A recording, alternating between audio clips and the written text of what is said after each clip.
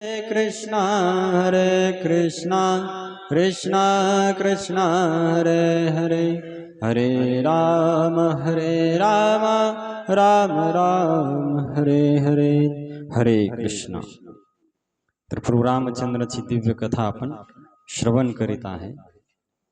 तर आपण सुंदरकांडाची कथा पाहू लागलो की कशा प्रकारे हनुमानजी लंकेमध्ये गेले आणि लंकेमध्ये गेल्याच्या नंतर त्यांनी कसा सीतेचा शोध लावला, कसं लंकेचं दहन केलं आणि त्याच्यानंतर मग तो समाचार घेऊन हनुमानजी वापस आले आणि सीता मातेचा चूडामणी घेऊन प्रभू रामचंद्राला दिला। तर प्रभू रामचंद्राला फार सीतेची आठवण येऊ लागली। हरे कृष्णा कृष्णा हरे हरे राम राम। तर फार आठवण येत होती आणि हनुमानजीनं सांगितलं की एका महिन्याच्या आत आपल्याला जायचे, कारण रावणानं मुदत दिली होती। एवढ्या वेळात जर स्वीकार केलं तर ठीक, नाही तर आम्ही काय करणार, मारून टाकणार। मग प्रभू रामचंद्राला फार दुःख झालं आणि सर्वांना सांगितलं प्रभू रामचंद्रांनी। मग सुग्रीवांनी काय केलं, सर्व वानरसेना एकत्रित केली आणि सर्व मिळून मग समुद्राच्या काठावर गेले। आणि तिथं गेल्याच्या नंतर मग आता कळालं की सीता कुठे आहे, पण आता समुद्र आडवा आहे लंकेमध्ये आणि त्याच्या जाण्यामध्ये जो समुद्र आडवा आला होता आणि आता 100 योजन, थोडा पण नाही, पोहून पार करायचं। 100 योजन म्हणजे किती, हा 1280, म्हणजे विचार करा तुम्ही, एवढ्या लांब जायचंय आता, ते पण पाणी समुद्र किती मोठे हे राहतात। आणि तेवढ्यामध्ये काय झालं की इकडं बिभीषणाने रावणाला सल्ला दिला की असं असं कर, तो कल्याण होईल, सीतेला वापस दे आणि रामाला शरण जाय। तर रावणाला राग आला आणि लाथ मारून बिभीषणाला काढून दिला आणि मग बिभीषण प्रभू रामचंद्राला शरण आला आणि प्रभू रामचंद्रांनी मग आश्रय दिला। आपण पाहिलं की प्रभू रामचंद्र म्हणले की किती पापी असो, पण एकदा जर माझ्याकडे आला, सुकृदेव पपन्नोयम यावन इति स्मयाचते अभयम सर्वदा तस्मै ददामी तत व्रतम मम। तर वाल्मिकी रामायणाचा श्लोक आहे की प्रभू रामचंद्र म्हणतात की जर एकदा जरी जीव माझ्याकडे आला आणि म्हणला की हे प्रभू मी तुमचा आहे, तुम्हाला शरण आलेलो आहे, तर मी त्याला अभय प्रदान करतो। किती पापी असो त्याचा भगवंत विचार नाहीत करत। आणि मग प्रभू रामचंद्रांनी अभय प्रदान केलं बिभीषणाला। आता बिभीषण आला इकडं, पण आता प्रश्न उभा राहिला की कसं जायचं पलीकडं। आणि तेवढ्यामध्ये काय झालं की रावणाने दूत पाठवला होता, शुक, कशासाठी, बिभीषणाच्या माग माग की काय करते हे पाहण्यासाठी। तर ज्यावेळेस तो दूत आला तर वानरांनी ओळखलं की हा रावणाचा कोण आहे, दूत आहे। बिभीषणाला पण कळालं आणि मग पकडून त्याला फार हे करू लागले, पण तो प्रभू रामचंद्राला शरण गेला। तर प्रभू रामचंद्र म्हणले सोडून द्या, म्हणले मारू नका याला। तर त्या शुकाच्या हातामध्ये काय केलं, मग लक्ष्मणजीने एक पत्र लिहिलं आणि ते पत्र दिलं। तर त्या पत्रामध्ये लिहिलं होतं, रावणाने सांगितलं होतं की रावणा, तू जर शहाणा असशील तर सीतेला वापस दे, तर तुझा कुळासहित नाश वाचल, आणि जर तो ऐकलं नाही तर तुझा कुळासहित नाश होईल, कारण प्रभू रामचंद्राचे बाण सर्व कुळाचा तुझा नाश करते, आणि तू काय कर, हे स्वीकार कर म्हणले, आणि नाही केलं तर मरायला तयार होईल सर्वांसहित। तर हे ज्यावेळेस ऐकलं तर रावणाला फार क्रोध आला आणि त्याने दूतालाच हे करायला सुरुवात केली। तर दूतांनी भरपूर समजून सांगितलं की किती सेना आहे आणि कसा आहे, पण रावणाने काय ऐकलं नाही, कारण रावणाचा विनाश काय झाला होता, जवळ आला होता। त्याचा विनाश जवळ येते, त्याला चांगला सल्ला आवडत नाही। आणि मग काय झालं की इकडे प्रभू रामचंद्र विचार करू लागले की आता समुद्र कसा पार करायचा। सर्वजण बसले तिथं समुद्राच्या काठावर आणि मग लक्ष्मणजीने सांगितलं, प्रभू आपण क्षत्रिय आहेत, याचे बसायचे काम आपल्याला काही जमत नाही, लगेच धनुष्यबाण घ्यायचा आणि एका बाणामध्ये अग्निबाणाचं संधान करून समुद्र सुकून टाकायचा, सरळ रस्ता तयार होते जाण्यासाठी, सहज जाऊ शकतो म्हणले आपण तिकडं। पण बिभीषणजी होते, बिभीषणजी म्हणले हे प्रभू, एवढं समुद्र ज्यावेळेस सुकणार तर किती जीवजंतू मरणार त्याच्यामध्ये, त्याच्यापेक्षा आपण जर समुद्रालाच मार्ग विचारला तर चांगलं होईल। तर प्रभू रामचंद्राला तो सल्ला आवडला, कोणाचा, बिभीषणाचा खरा आहे. एवढा संहार जर वाचत असेल तर आपण काहीतरी हे करायला पाहिजे. मग प्रभू रामचंद्रांनी काय केलं, एक आसन टाकलं आणि न खाता काही पिता समुद्राचं ध्यान करत तिथं बसले काठावरच. आणि 1 दिवस झाला, 2 दिवस झाले, समुद्रामध्ये काही फरक पडेना. प्रभू रामचंद्र म्हणजे उपवास करायला लागले की समुद्र तुम्ही काहीतरी मार्ग आम्हाला दाखवा. 3 दिवस झाले तरी समुद्रामध्ये काही फरक पडला नाही. मग मात्र राग आला प्रभू रामचंद्राला आणि प्रभू रामचंद्र म्हणले की हे लक्ष्मणा, माझा धनुष्य घेऊन ये. ही जे मूर्ख लोक आहेत म्हणले, त्यांना नम्रता आवडत नाही, तर त्यांना आता माझं धनुष्यच उत्तर देईल म्हणले. आणि एवढा भयंकर क्रोध आला प्रभू रामचंद्राला आणि अग्निबाणाचं संधान केलं धनुष्य. लक्ष्मणजी लगेच, ते तर म्हणले मी तेच म्हणू लागलो, 3 दिवस फुकट वायाला गेले, तेव्हाच बाण उचलला असता तर 3 दिवस आपले वाचत होते.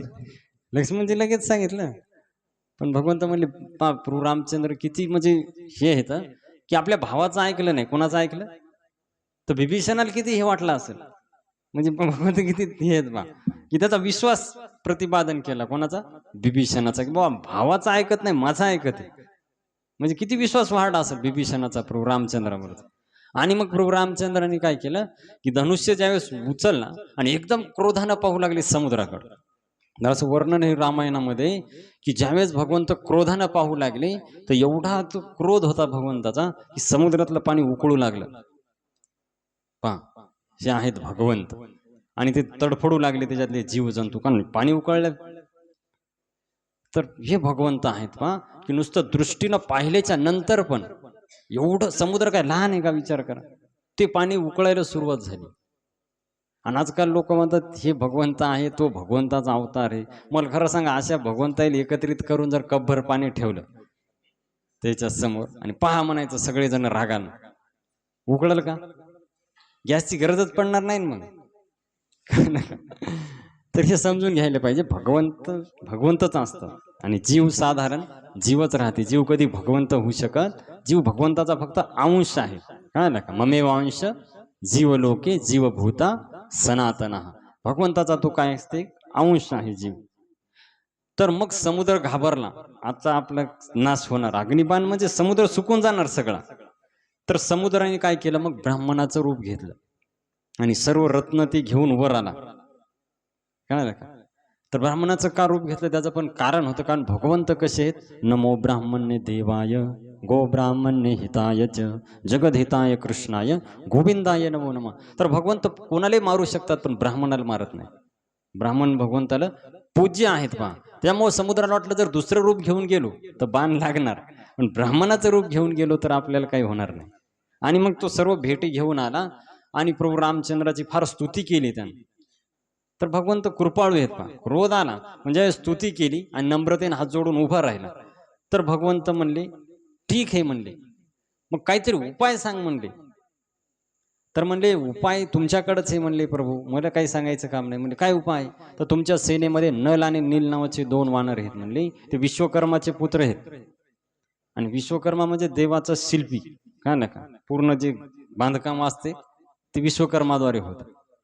आणि मग म्हणले की त्यांनी जर कोणती वस्तू पाण्यामध्ये टाकली तर ती तरंगते. लहान असताना त्यांना हे दिलं होतं का ऋषीनं, तर काही जरी पाण्यावर टाकलं तर ते तरंगते म्हणले. तर तुम्ही काय करा की दगड, झाड, पर्वत टाका पाण्यामध्ये आणि आधर, हे पहा बुडापासून नाही, रामसेतू कसा आहे कळालं तुम्हाला, पाण्यावर आधर, बुडत नाही तो. असं जसं पिलर घालतो ना आपण खाली आणि वर तो तयार होते रस्ता पाण्यात, तसा नाही रस्ता, तो सरळ पाण्यावर आधर तरंगणार आहे फुल तो. त्याच्यानंतर विशेष आहे, नाही तर तसा रस्ता तर आज किती येतं, नदीहून पुलं बांधतात की लोक. ती विशेष काऊन आहे रामसेतू, तो आधार पाण्यावर आहे, टेकलेला नाही खाली तळाला, आधार पाण्यावर. तर म्हणले तुमच्या सेनेमध्ये हे 2 जण आहेत. मग प्रभू रामचंद्र म्हणले की आमच्या सेनेमध्ये हे तर ते 2 की तुम्हाला सांगायची काय गरज आहे, त्यांना सांगायला काय झाले. तर त्यावेळेस ते नळ म्हणले प्रभू कसं आहे, स्वतःची स्तुती स्वतः करू नये. खरं आहे म्हणले आम्हाला येते, पण तुम्ही विचारलं नाही, मग आम्ही कसं काय सांगणार. तर म्हणले की भगवंत म्हणले ठीक आहे, आता सगळं खरं झालं, पण माझा रामबाण आहे तो एकदा लावल्यावर रिटर्न घेता येत नाही. आता याचं काय करायचं सांग. हे कुठंतरी सोडावं लागते म्हणे, हे काय असा वापस येणारा बाण नाही, एकदा लावला आणि परत लगेच ठेवून दिला असं नाही. तो एकदा लावला धनुष्यावर तो काम करूनच येणार. तर समुद्र म्हणले, हे प्रभू, की आमच्या समुद्राच्या एका काठावर काही राक्षस लोक राहतात, एक त्यांची जमातच हे म्हणले तिथं, त्रस्त करून सोडे आम्हाला त्यांनी, तर हा बाण तुमचा तिकडं सोडा. आणि मग प्रभू रामचंद्राचा तो दिव्य बाण तिथं गेला, तर सर्व असुराचा काय केला, संहार केला आणि तो रिटर्न हात्यामध्ये आला.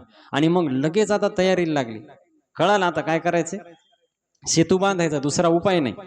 तर सर्वजण तयारीला लागले, आता समुद्रावर काय बांधायचंय, पूल बांधायचाय. आणि मग हे नलनील पाण्यापाशी थांबले आणि बाकीचे वानर काय करू लागले, मग काही जण दगड आणायचे, पर्वत आणायचे, झाडं आणायचे, तर असं करत करत आण लागले. आणि हनुमानजी काय करायचे, प्रत्येक याच्यावर रा लिहायचे एका दगडावर आणि एकावर म लिहायचे. तर ते जसं सिमेंटनं आपण फिट करतो दगड, तसे ते फिट होऊ लागले एकाले, काय ना का. तर असं करत करत त्यांचं पुलाचं काम सुरू झालं. पण तेवढ्यामध्ये काय झालं, की एक छोटी खारुताई होती, ती खडोळी म्हणतो आपण. तर तिला वाटलं सर्वजण रामाची सेवा करायलेत, आपण पण करावं. आणि मग ती काय करू लागली, की समुद्रामध्ये जायची, डुबायची पाण्यामध्ये, परत जायची बाहेर आणि वाळूमध्ये लोटून पुन्हा त्याच्यामध्ये यायची, दगड जे राहतात त्याच्यावर जाऊन ती झटकायची शरीर, पुन्हा तिचा तो क्रम चालू झाला. तर हे पाहिलं हनुमानजीनं, बाकीच्या वानरांनी, अरे काय बुचू करायली मधात, एक जर पाय पडला तर जाईल म्हणले मरून, हिच्याच्यानं काय होणार आहे. तर तिने सांगितलं, की अरे तू थांब, म्हणजे तुझ्या बदल्यामध्ये एक मोठा दगड टाकतो, तुझ्या आयुष्यभरात जेवढं टाकणं होणार नाही, एकदाच मी टाकतो, तू बाजूने. नाही नाही म्हणले, मला सेवा करायची, सगळी रामाची सेवा करायची, मी काऊन मागं राहू, मला पण रामाची सेवा करायची. तर ती काय ऐकायला तयार नाही. तर असं करता करता कंप्लेन केली प्रभू रामचंद्रापाशी. म्हणले असं असं झाले प्रभू, काय तिच्या त्या 4 दाण्यानं काय फरक पडणार आहे, म्हणजे समुद्राला एवढाले पर्वत टाकायले तो वानेर. तर प्रभू रामचंद्र कृपाळू होते एकदम. तर भगवंतांनी म्हणले ठीक आहे म्हणे, की तिला बोलवा इकडं. तर ती आली आणि प्रभू रामचंद्राने हात, आता एकदम छोटूशी ती, हातावर घेतलं आणि विचारलं म्हणे काय. तर म्हणले प्रभू कसं आहे, सर्वजण रामाची सेवा करायले, मग मला वाटायले मी पण कोणाची सेवा करावं, रामाची. कारण उद्या जेव्हा राम सेतूचा इतिहास निघल, तर माझं नाव पण येणार, की रामाच्या सेवेमध्ये ही पण होती म्हणले. तर म्हणले तू अशी कोणती सेवा करायली मोठी. तर म्हणले प्रभू, पहिलं काम मी करायले, की समुद्राचं पाणी बाहेर आणून टाकायला, म्हणजे समुद्र कोरडा होईल. तिचा विचार. आणि दुसरं काम म्हणते, की 2 दगडाच्या मधात जी रिकामी जागा राहिली त्याच्यामध्ये थोडी माती टाकायली, म्हणजे जेणेकरून ते फिट होतील. तर पूर्व रामचंद्र हसू आलं, म्हणले अरे काय किती भाव चांगला आहे, छोटी पण भाव किती चांगला आहे, दोन्ही कार्यामध्ये भगवंताची सेवा व्हायली, काय ना का. तर पूर्व रामचंद्राने असा हात फिरवला तिच्या पाठीवरून, तर ते आज पण बोट आहेत, काय ना, तुम्ही पाहिले असेल खारुताईच्या पाठीवर, तर ते प्रभू रामचंद्राचे बोट आहेत त्रेतायुगामध्ये, प्रत्यक्ष म्हणजे ते भगवंताचे बोट उमटलेले. भगवंताला एवढा आनंद झाला. तर त्याच्यामुळे पहा, भगवंताची मोठी सेवा आणि छोटी सेवा असं नाही, भगवंत फक्त भाव पाहतो. आता एखादा 1000 रुपये देत असेल, एखादा 10 रुपये देत असेल, तर भगवंत पैसे नाही पाहत, देण्याच्या मागे तुमचा भाव काय आहे. आता एखादा फार मोठा प्रचार करायला, प्रवचन करायला, आणि एखादा फक्त मंदिरामध्ये झाडू मारायला, तर भगवंताला दोन्ही बी प्रिय आहेत. असं समजायचं नाही की तू प्रवचनकार आहे, महाराज आहे म्हणजे भगवंताला जास्त प्रिय, तसं नाही, काय ना का. सेवा करणारी व्यक्ती भगवंताला फार प्रिय आहे. तर मग असं करत करत काम काय झालं, सुरू झालं. तर राम हे करायचे. तर प्रभू रामचंद्राला वाटलं, बुवा काय आनंद आहे, आपल्या नामामध्ये किती शक्ती आहे, की दगड तर राहिलेत आपल्या नावाला. फार प्रभू रामचंद्राला म्हणजे आनंद वाटला, शक्ती आहे आपल्या नामामध्ये फार. आणि मग आता हे सर्वांचं काम चालू होतं. तर प्रभू रामचंद्र थोडे साईडला गेले समुद्रामध्ये, आणि त्यांनी पाहिलं की कोणी नाही जवळपास. तर म्हणले आपल्या नावावर जर दगड तरायत, मग आपण टाकल्यावर तरायलाच पाहिजेत, प्रयोग करून पाहिलं काय हरकत आहे. त्यांनी 2-3 दगड घेतली, पहिला टाकला तो बुडाला गेला. आणि त्यांनी इकडे तिकडे पाहिलं, कोणी पाहू नये. मग रामान टाकलेला दगड बुडायला आणि वानेरायचे तरायले, सगळे हे होईल ना. प्रभू रामचंद्राला वाटलं. त्याच्यानंतर मग दुसरा टाकला, तोही बुडाला गेला. मग तिसरा टाकायच्या वेळेस हनुमानजी आली, म्हणजे प्रभू काय करायचं. नाही नाही काय नाही म्हणले, पाहिलो पाणी किती आहे. तर म्हणले प्रभू तू केव्हा आला, म्हणजे पहिल्या दगडाच्या वेळेसच आलो मी. म्हणले कस काय. आणि म्हणले आता जाऊ दे, तू आलास, पण मला आश्चर्य वाटायले, म्हणे माझ्या नावानं दगड तर मे टाकल्यावर बुडायलेत, तर उद्या लोक काय म्हणतील. रामामध्ये काही शक्ती नाही, सगळी शक्ती का आहे रामाच्या नावामध्ये. तर हनुमानजी म्हणले प्रभू याचे दोन कारण आहेत बुडण्याचे. पहिलं कारण हे म्हणले, ज्याला तुम्ही सोडलंय तो कसा तर भगवान तो सोडून द्यायलेत ना हातातून. ज्याला तुम्ही सोडलंय म्हणजे तो दगड तरल कसा, हे एक कारण. आणि दुसरी गोष्ट, तुमच्यापेक्षा पण तुमचं नाव काय आहे, श्रेष्ठ आहे. का ना, हरी से बडा हरी का नाम, अंत में निकला यही परिणाम, हरी से बडा हरी का नाम. भगवान तुकाराम महाराज पण एका अभंगामध्ये म्हणतात ना, तुझ्या नामाचा महिमा तुझ न कळे मेघश्यामा. तर भगवंताचं नाम भगवंतापेक्षा पण काय आहे, श्रेष्ठ आहे. त्याच्यामुळे भगवंताच्या नामाचा आपण आश्रय घ्यायला पाहिजे. हरे कृष्णा कृष्णा हरे हरे, हरे राम राम राम हरे हरे. तर असं करत करत पुलाचं बांधकाम सुरू झालं. तर 5 दिवस लागले पूल पूर्ण करायला. किती? 5 दिवस. तर पहिल्या दिवशी 14 योजन सेतू झाला बांधून. किती? 100 योजन बांधायचंय पूर्ण. काय ना का. तर पूर्व रामचंद्र म्हणले थोडी स्पीड वाढवावं लागेल, कारण 1 महिन्याची मुदत आहे ना. त्याच्या अगोदर सीतेला आणायचे जाऊन, नाही तर सीता शरीर सोडून देणार. सांगितलं होतं हनुमानजीकडे, जर 1 महिन्याच्या आत आले नाही तर मी शरीर काय करणार, अग्नीमध्ये समर्पित करणार. तर म्हणले स्पीड वाढवा. मग वानराने दुसऱ्या दिवशी स्पीड थोडी वाढवली. तर दुसऱ्या दिवशी 20 योजन झाला सेतू. किती? 20 योजन.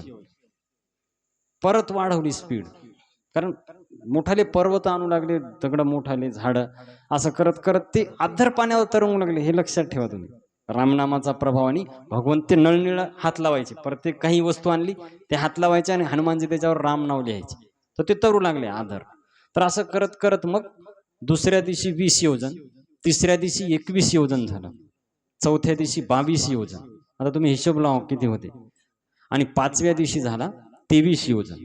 किती झाले सर्व मिळून? आता घरी गेल्यावर लावा, जाऊ द्या. तर किती झाले? 100 योजन. आणि जेव्हा 5वा दिवस पूर्ण झाला तर सुबेल नावाचा पर्वत होता लंकेमध्ये, त्या पर्वताजवळ तो पूल डायरेक्ट गेला आतून डायरेक्ट. आणि आता काय झालं की मग आता सर्व वानर सेना त्या सेतून जाण्यासाठी निघली. आणि तो सेतू किती रुंदी त्याची होती? 10 योजन. किती? 10 योजन. आणि लांबी होती 100 योजन. तो केवढा सेतू, असं थोडा विचार करा तुम्ही. रस्ता बनून बनून केवढा बनवणार आहेत लोक. 10 योजन रुंद म्हणजे कळले तुम्हाला. 1 योजन म्हणजे 12.8 किलोमीटर. तर किती व्हायला ते विचार करा तुम्ही. 10 योजन म्हणजे 1280 त्याची लांबी झाली. आणि रुंदी 120 म्हणजे 128 किलोमीटर रुंद आणि 1280 किलोमीटर लांब. एवढा विशाल सेतू. आणि तो पाण्यावर आहे अद्धर. कळलं का. हा राम सेतू. तर ते काम पूर्ण झालं. आणि मग प्रभू रामचंद्र आणि लक्ष्मणजी पुढं आणि बाकी सर्व वानर सेना त्यांच्या माग चलू लागली.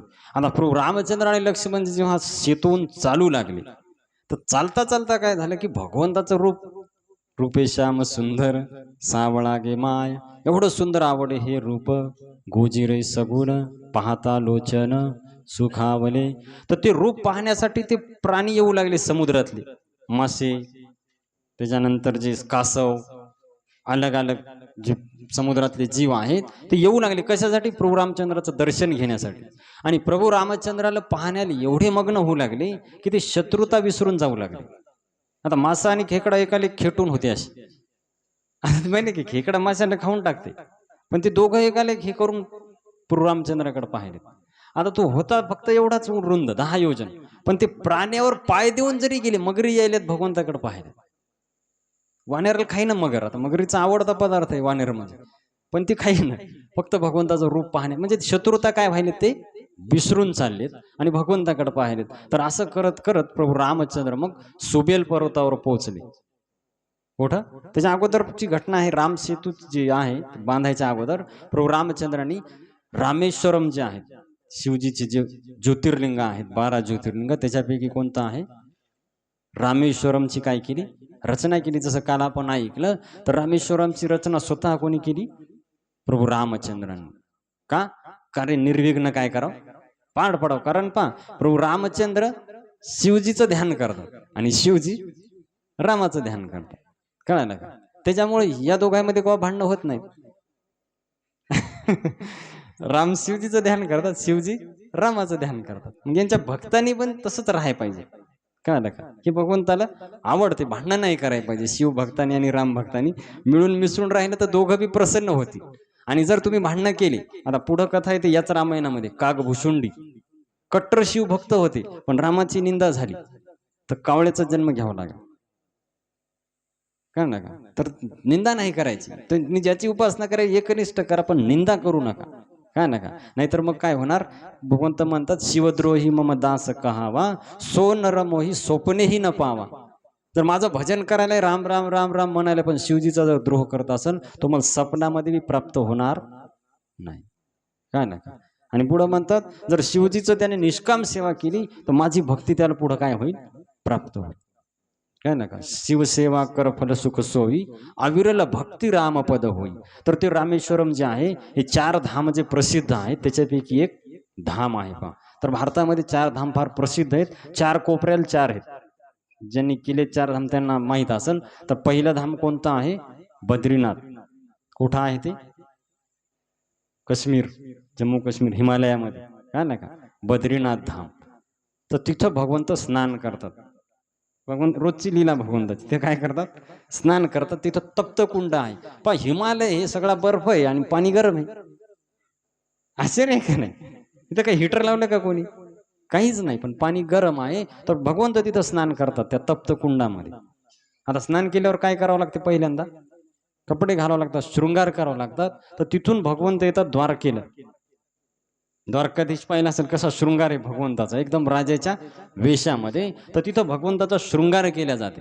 आता सगळं झाल्यावर मग काय करावं लागते? भोजन करावं लागेल ना. तर भोजन करण्यासाठी भगवंत येतात जगन्नाथपुरीला. तुम्ही पाहिलं असेल तिथं फक्त महाप्रसादच आहे. महत्व तिथं काय आहे? महाप्रसाद. 56 भोग रोज लागतात. आपल्याला इकडं वर्षाला एकदा बनवायला जीवावर चाललंय. जन्माष्टमी येते एकदा, भगवंताचा जन्मदिवस वर्षाला, त्याला बी आपलं हे चाललंय, जीव चाललंय बनवता बनवता. काय ना का, तिथं रोज लागतात 56 भोग.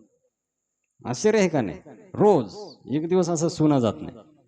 आणि एकदा वापरलेले भांडे पुन्हा वापरत नाही. ही भगवंताचं ऐश्वर्य आहे.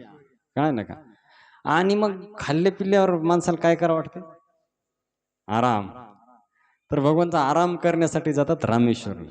तिथं रंगनाची पाहिले असेल तुम्ही, झोपलेले आहेत भगवंत अनंत शेषावर झोपलेले. तरी 4 धाम भाग प्रसिद्ध आहेत भारतामधले. 4 कोपऱ्यावर 4 आहेत ना, पूर्व, पश्चिम, उत्तर आणि दक्षिण. तर जी रामेश्वरम धाम आहे, तर ती त्रेतायुगामध्ये प्रभू रामचंद्राने तिथं रामेश्वराची काय केली? स्थापना केली. आणि म्हणले इथं जे गंगाजल अर्पण करील तो व्यक्ती सर्व पापातून काय होईल? मुक्त होईल, सर्व पापातून. तर असं दिव्य शिवलिंग का प्रभू रामचंद्राने स्थापन केलेलं. किती दिव्य! असं भगवंतांनी स्वतः शिवलिंगाची काय केली? त्या स्थापना केली. तर असं त्या रामेश्वरमची स्थापना केली. आणि नंतर हे सेतूचं काम पूर्ण झालं. तर ज्यावेळेस सुबेल पर्वतावर पोहोचले, तर पहा आता हे सुंदरकांड संपलं, लंकाकांडाला काय केला? आरंभ केला सेतू बांधायच्या टाइमाला. आणि मग तिथं गेल्याच्या नंतर सुबेल पर्वतावर प्रभू रामचंद्र बसले होते. आणि तेवढ्यामध्ये काय झालं पहा, की त्यांना आवाज येऊ लागला वाद्याचा. आता ध्यान देऊन ऐका. हरे कृष्णा हरे कृष्ण कृष्णा कृष्णा हरे हरे, हरे राम राम राम हरे हरे. तर त्यांना नाचण्याचा, गाण्याचा आवाज येऊ लागला प्रभू रामचंद्राला. तर त्याने बिभीषणजीला विचारलं, हे काचा आवाज आहे आणि काय चमकायले म्हणले. दिसू लागलं त्यांना तिथं त्या पर्वतावर चमकत. आणि तर काय आहे म्हणले. तर त्यावेळेस लक्ष बिभीषण म्हणले, हा रावणाचा तो हे आहे पर्वताची, तिथं नाचण्याची जागा. तिथं रावण काय करते? आनंद घेते याच्या संग. पण दृश्य कसं होतं पहा. इथं तुळशीदासजी वर्णन करतात की सुबेल पर्वतावर प्रभू रामचंद्र कसे दिसत होते. तर प्रभू रामचंद्रांनी डोकं सुग्रीवाच्या मांडीवर ठेवलं होतं. कुठं? सुग्रीवाच्या मांडीवर. का नाही का. लक्ष्मणजी वीरासनामध्ये बसले होते. तर सुबेल पर्वतावर कसे भगवंत होते त्याचं वर्णन करायले. त्याच्यानंतर भगवंतांनी दोन्ही हात जे आहेत, एकामध्ये धनुष्य बाण होता आणि एकामध्ये हे होतं भाता जे आहे याच्यासाठी धनुष्य, आणि एका हातामध्ये बाण.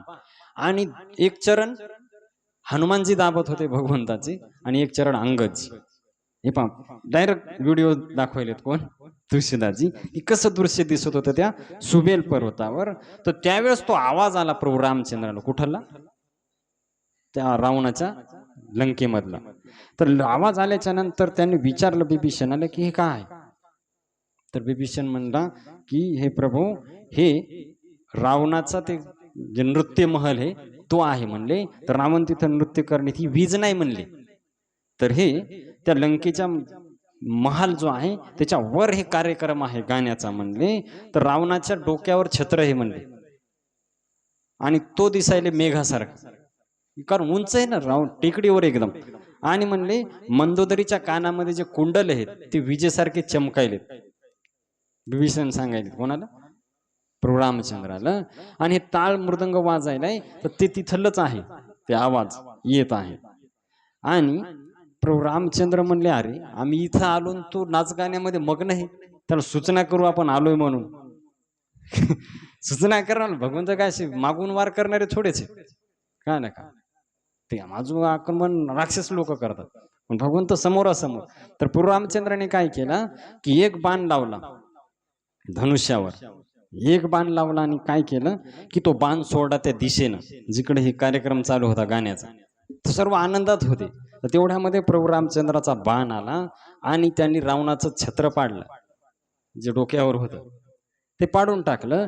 त्याच्यानंतर रावणाचा मुकुट पडला खाली त्याच बाणानं. आणि तिसरं काम काय केलं की जे कुंडल चमकू लागले ते कुंडल तोडून टाकले. कुठून, सुबेल पर्वतावरून प्रभू रामचंद्राने. आणि तो बाण परत वापस आला. पण काय झालं कसं झालं कोणालाच कळालं नाही, कारण ते सूक्ष्म एवढं झाले, एवढ्या स्पीडनं भगवंताचा बाण येऊन गेला. जसं आपण ऐकलं ना की हनुमानजी ज्यावेळेस उड्डाण करू लागले, तर कसं उड्डाण करू लागले, जे बी अमोघ रघुपती कर बाण तेही भाती चले व हनुमान. जसं वाऱ्या कसं स्पीडनं जाते तसं भगवंताचा बाण, तसेच हनुमानजी मनोजवम मारुत तुल्य वेगम. तर त्या प्रकारे झालं. तर हे काहीच कळालं नाही कोणालाच, पण हे अचानक घडल्यामुळे घाबरले सगळे. व हे कसं काय झालं, एक तर ती मंदोदरी पाहिली कुंडल कुठं गायब झाले, रावण पाहिले तर मुकुट पडला खाली, छत्र गेले तुटून.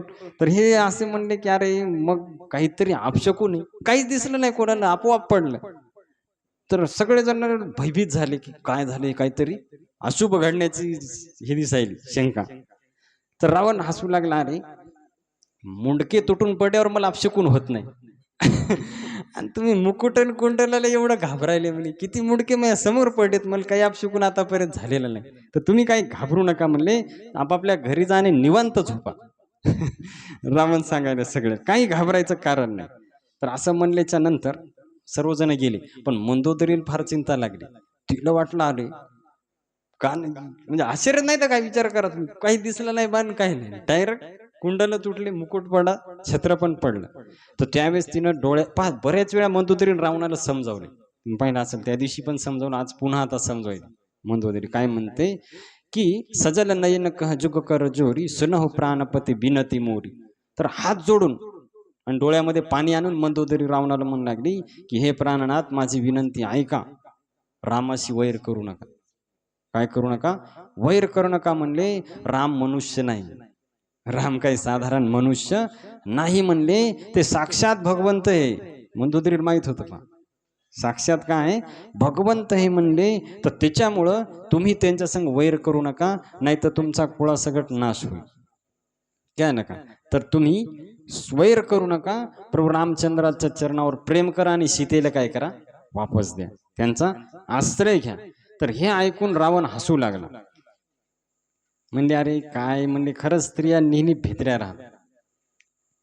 अरे मी कोण आहे, मी सगळे देवबंदीमध्ये आहे, सर्व जगामध्ये माझं नाव आहे, सर्वत्र आहे. आणि तू घाबरायली ते एका साधारण माणसाला की ज्याला काढून दिले घरून वनामध्ये भटकायला, त्याला तू घाबरायली म्हणले. तर तुला काही हे नाही म्हणले, तुला बुद्धी कमी आहे आणि भित्री आहे म्हणे. तू तू असं हे राणीला शोभाय नाही पाहिजे म्हणे, लंकेची राणी आहे तू, अशी घाबराय नाही पाहिजे तू. तर समजून सांगायला रावण त्यांना. तर मंदोदरीनं विचार केला ही विनाशकाळ काय झालाय, जवळ आलाय. कारण विनाशकाळ जवळ आल्यावर माणसाला चांगला सल्ला आवडत नाही, कळलं का? आता काय झालं की इकडं आता म्हणले की आता युद्ध तर उद्या सुरू करायचे, पण प्रभू रामचंद्र किती दयाळू आहेत पहा, याच्याहून समजते. पण भगवंत म्हणले पहा, मला असं वाटायला एकदा रावणार पुन्हा समजून सांग. जर सीता वापस दिली तर काहाला मारामारी, काहाला एवढे लोक हे करायचे, आपण वापस जाऊ. पहा एवढं चितू बांधून आले, सगळं केलं, तरी भगवंत म्हणत आपण वापस जाऊ. फक्त एक काम कर म्हणजे सीतेला वापस दे. तर म्हणले आता कोण जाईल? तर सगळे म्हणे हनुमानजी सोडून कोण जाणार आहे, एवढ्या लंके जाऊन आले म्हणले. तर सर्वांनी हो हो म्हणू लागले.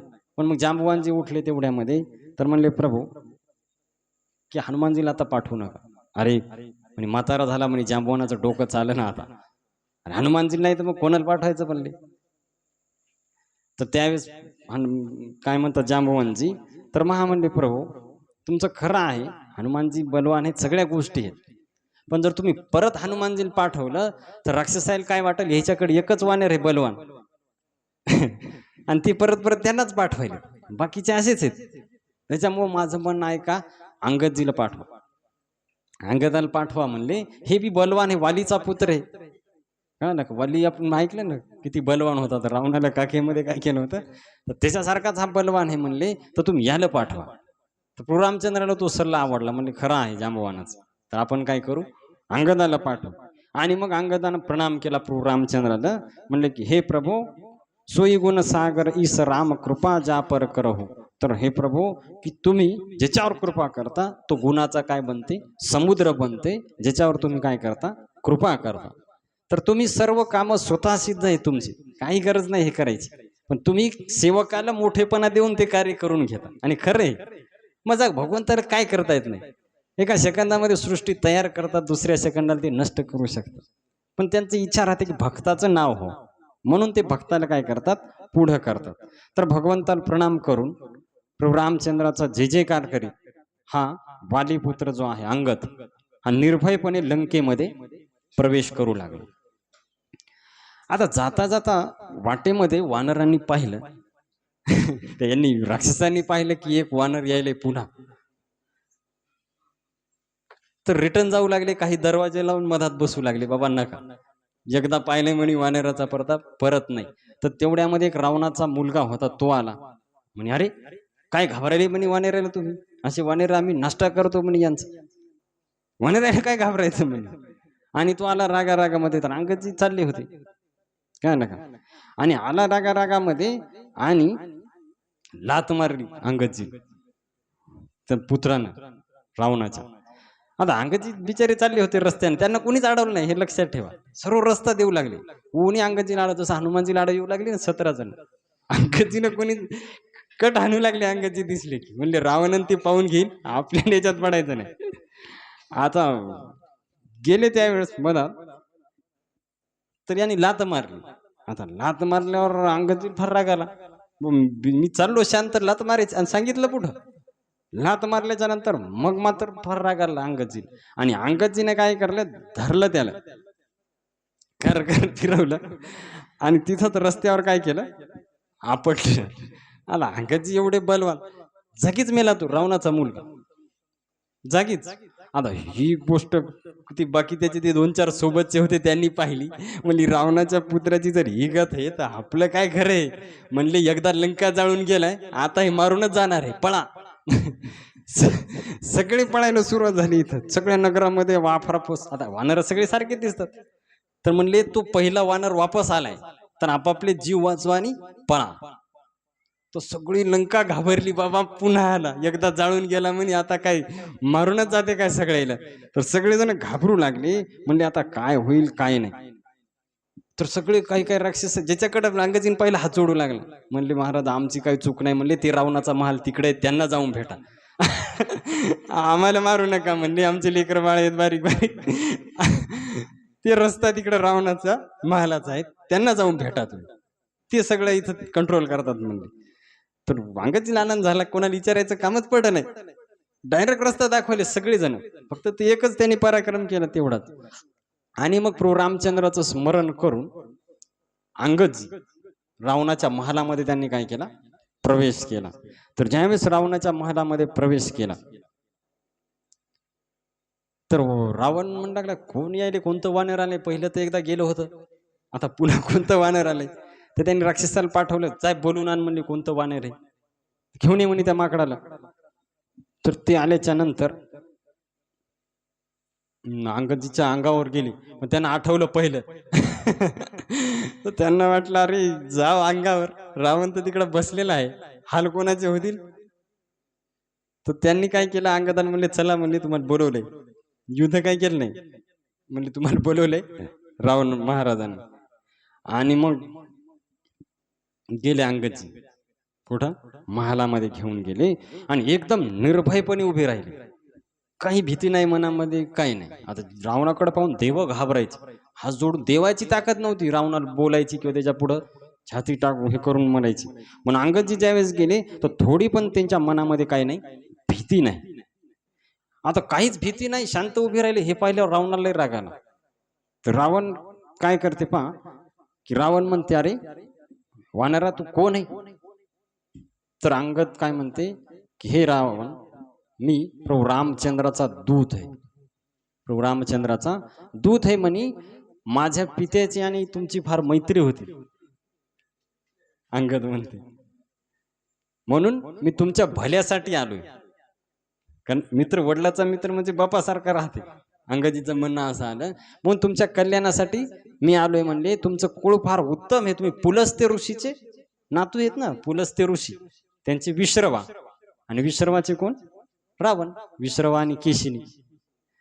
तर म्हणले की ब्रह्मदेवाची अनेक प्रकारे पूजा केली म्हणे पुलस्त्य ऋषीनं, आणि त्यांच्याकडून वर मिळून सर्व कार्य केलेत आणि सर्व राज्याला जिंकून घेतले म्हणले.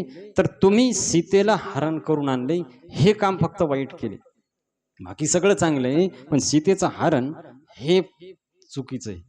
तर मी तुम्हाला उपाय सांगतो म्हणले. तुम्ही काय करा, एकदम हात जोडून नम्र बना. काय करा, हात जोडून नम्र बना म्हणले. गळ्यामध्ये कुऱ्हाड घाला, दातामध्ये गवत धरा. अंगाजी सांगितलं रावणाला काय करायचं तर, आणि सगळ्या परिवाराला घेऊन जानकी मातेला घ्या आणि प्रभू रामचंद्राला अर्पण करा आणि म्हणा की हे प्रभो, प्रणतपाल रघुवंश मनी, त्राही त्राही अब मोही, आरत गिरा सुनत प्रभू, अभय करव तोही. तर हे शरणागत रघुवंश मनी राम, माझे रक्षण करा, माझे रक्षण करा, असं म्हणून भगवंताला शरण जा म्हणले. तुमचे सर्व अपराध माफ होते. तर अंगदजीने जे सांगितलं होतं, ज्याच्यासाठी पाठवलं होतं दूत म्हणून अंगदजीला, तो त्याने उपदेश केला. तर मग हे ऐकल्यावर रावणाला फार राग आला. कळालं, कारण विनाशकाळ जवळ आलाय ना. तर म्हणते अरे वानराच्या पोरा म्हणले, सांभाळून बोल म्हणे, देवाचा शत्रू हे म्हणे मी, तू बाप कोण आहे ते सांग. मित्र आहे म्हणाला, पण तू बाप हे कोण, त्याचं नाव सांग म्हणले. तर अंगद म्हणते की हे रावण, माझं नाव अंगद आहे, मी वालीचा पुत्र आहे.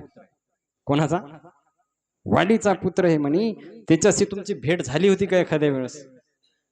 तर ह्या ऐकल्यावर रावणाला पहिल्यासारखंच झालं. जसं हनुमानजी गेले होते. तर हो म्हणले, आठवलंय मला, होता एक वाली नावाचा एक वानर होता म्हणले. तर तू त्याचा मुलगा आहे का अंगदा. अरे तू तर कुळनाश करणार आहे म्हणे, तू जसं एखाद्या आपल्याच कुळाला अग्नी द्यायला म्हणले, तू तू गर्भातच का मेला नाही.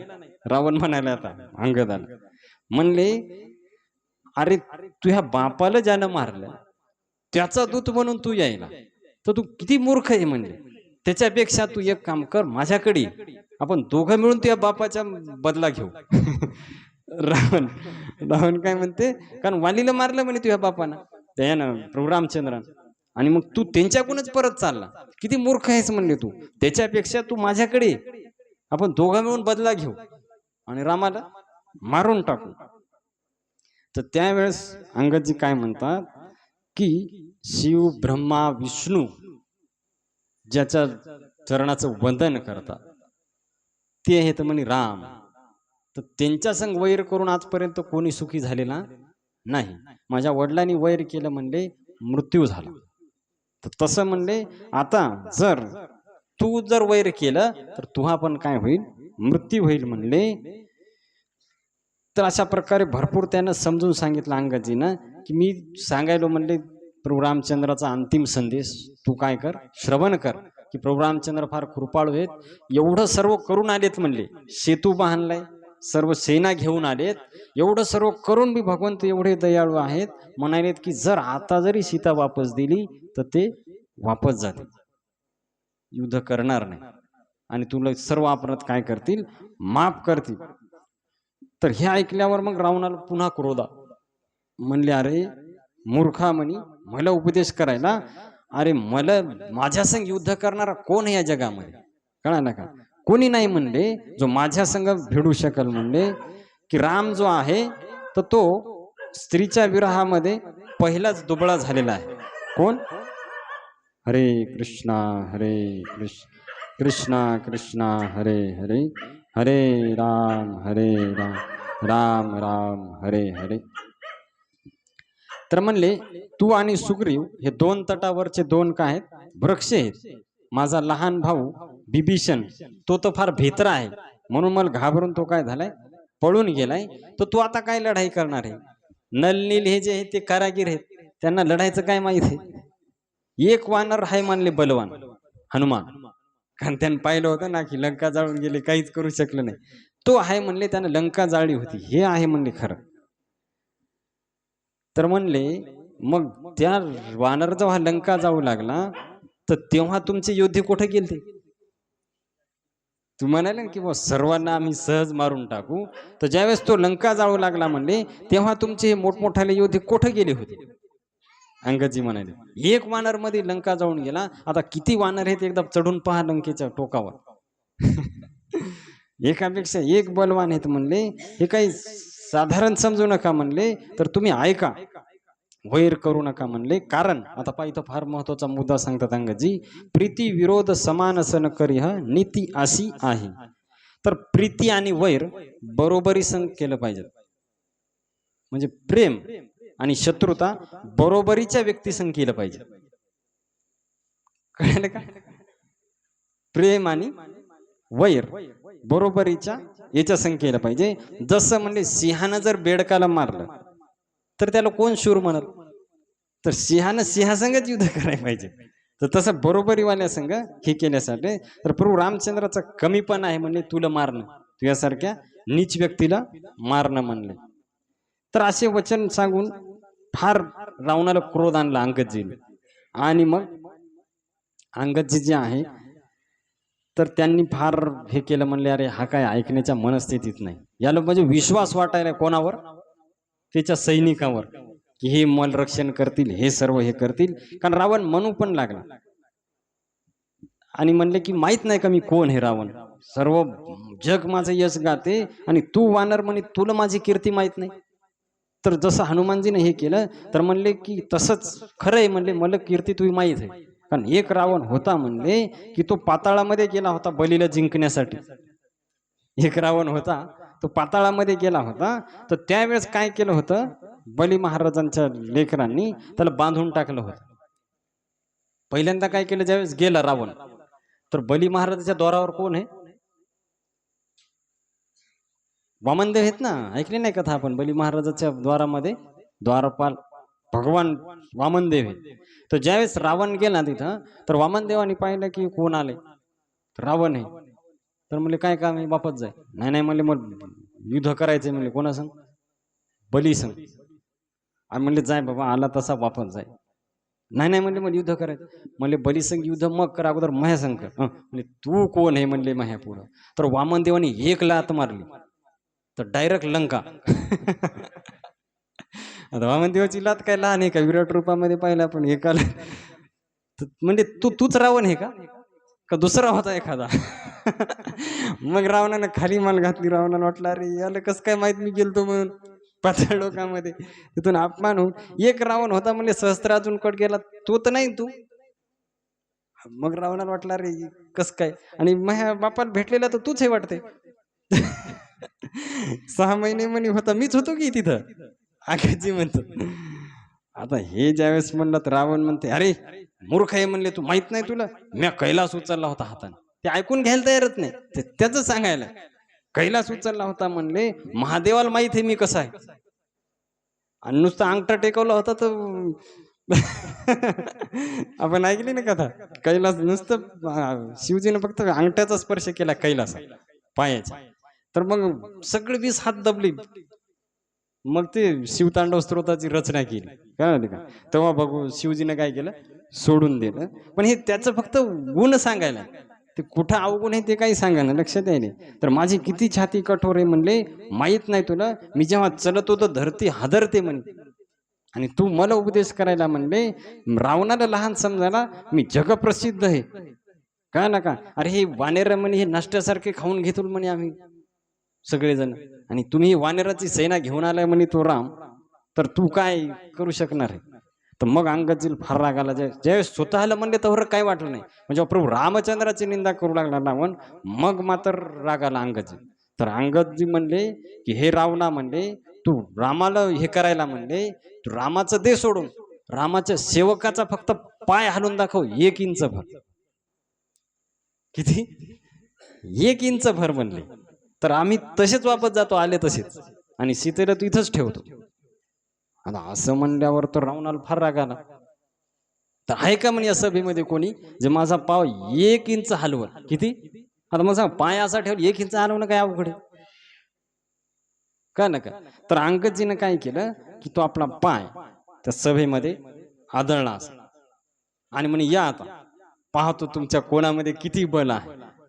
तर तो पाय आदळला, आणि आदळल्याच्या नंतर आता काय आपल्याला वाटलं बाबा की अंगदजीनं असं का म्हणलं असं. तर पहा, अंगदजीला विश्वास स्वतःवर नाही, अंगदजीला विश्वास कोणावर आहे, भगवंतावर आहे.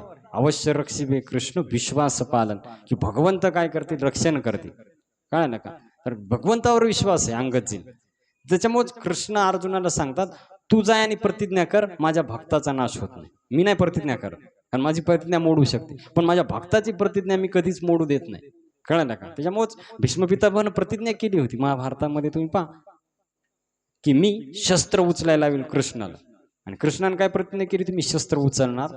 कोणाची पूर्ण झाली प्रतिज्ञा, भक्ताची पूर्ण झाली, भीष्म पितामहाची. तर तसं अंगदजी म्हणले की म्हणून विश्वास आहे प्रभू रामचंद्रावर, भगवंत माझा. आणि दुसरी गोष्ट, सीता कोणाची मुलगी आहे,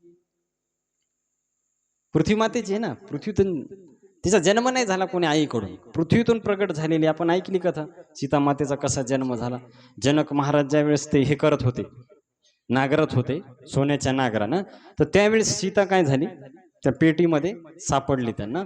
तर ती सीता माता, तर पृथ्वी माता तिची काय आहे, आई आहे. तर पृथ्वीवर पाय आदळलाय, तर पृथ्वी माता आपल्या पोरील कशी हे होऊ दे. तर पृथ्वी मातेने पण खालून काय केलं, पकडून ठेवले चरण कोणाचे, अंगदजीचे. आणि इकडे भगवंत तर शक्तिशाली आहेत. तर असं म्हणल्याच्या नंतर मग एक एक उठवू लागलं सैनिक. म्हणले या वानराचा पाय हलवायला काय, सहज असे किती वानर उचलून फेकतो म्हणे आम्ही, अभिमानानं राक्षस म्हणू लागले, आणि एक एक उठू लागले, काय ना का. एक एक उठू लागले. आणि ज्या वेळेस हनुमानजीनं काय केलं, त्यानं अंगदजीनं काय केलं की आपला पाय आदळला जमिनीवर, तर त्यावेळेस पृथ्वी हादरली. साधारण थोडे आहेत अंगदजी, पृथ्वी हादरली, आणि जे बसलेले काही लोक होते आसनावर ते खाली पडले. आणि त्याच्यानंतर काही जण असं म्हणजे भूतानं ग्रासल्यावर कसं होते, तर तसे झाले ते. आणि रावण पण पडता पडता वाचला, रावणचं सिंहासन पण हादरलं, तो पडता पडता वाचला. पण त्याचे मुकुट खाली पडले, जे डोक्यावरचे मुकुट होते ते खाली पडले. आणि मग त्यानं उचलून पुन्हा हे केले. आता 10 मुकुट होते, तर त्याच्यातले 1-2 मुकुट अंगदजीनं लातानं डायरेक्ट प्रभू रामचंद्रापाशी पोहोचवले. लंकेतून कुठं, सुबेल पर्वतावर रावणाचे मुकुट. आणि इकडं काय झालं की अंगदजीने ज्यावेळेस पाय हे केलं, तर बाकी सर्व उठू लागले एक एक एक एक एक एक प्रभू रामचंद्राला हे कर, अंगदजीचा पाय हलवण्यासाठी. आणि प्रभू रामचंद्राचं स्मरण करत अंगदजी उभे होते. तर एक उठलं, थोडा पण हल्ला नाही, 2 उठले. तर असं करता करता सगळे उठले. शेवटी मेघनाथाला वाटलं मी हे करल, प्रत्येक जण बलवान एकापेक्षा एक, पण 1 इंच पण हल्ले नाही. तर सर्व जणांचं झाल्याच्या नंतर मग रावण स्वतः उठला, का ना का. आणि स्वतः उठला, आणि मग काय केलं रावणानं की त्यांचं जे पाय आहे अंगदजीचा उचलण्यासाठी खाली वाकला. कोण, रावण. तर खाली वाकल्याच्या नंतर मग मात्र अंगदजीनं काय केलं, लगेच लात मारली रावणाला.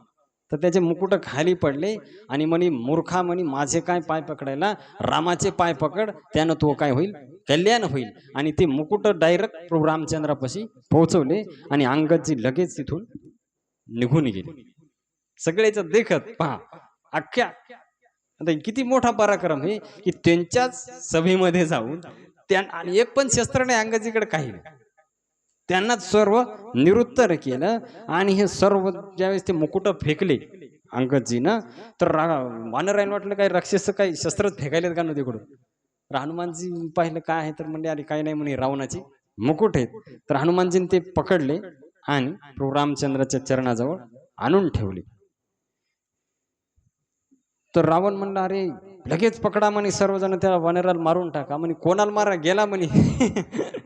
मारायचं कोणाला म्हणे, तो तर गेला, आता पकडा म्हणे, आणा. बाहेर गेले तोरक अंगदजी प्रभू रामचंद्रापाशी. आणि प्रभू रामचंद्रापाशी गेले. आणि प्रभू रामचंद्रापाशी गेल्याच्या नंतर प्रभू रामचंद्राला प्रणाम केला. म्हणले, प्रभू युद्ध अटळ, रावण काही कोणाचं ऐकणार नाही. तुम्ही काय आशा लावू नका रावणाकडून की तो सुधरल. तो फक्त आता तुमच्या बाणानच गुजरणार आहे, सुधारणार नाही.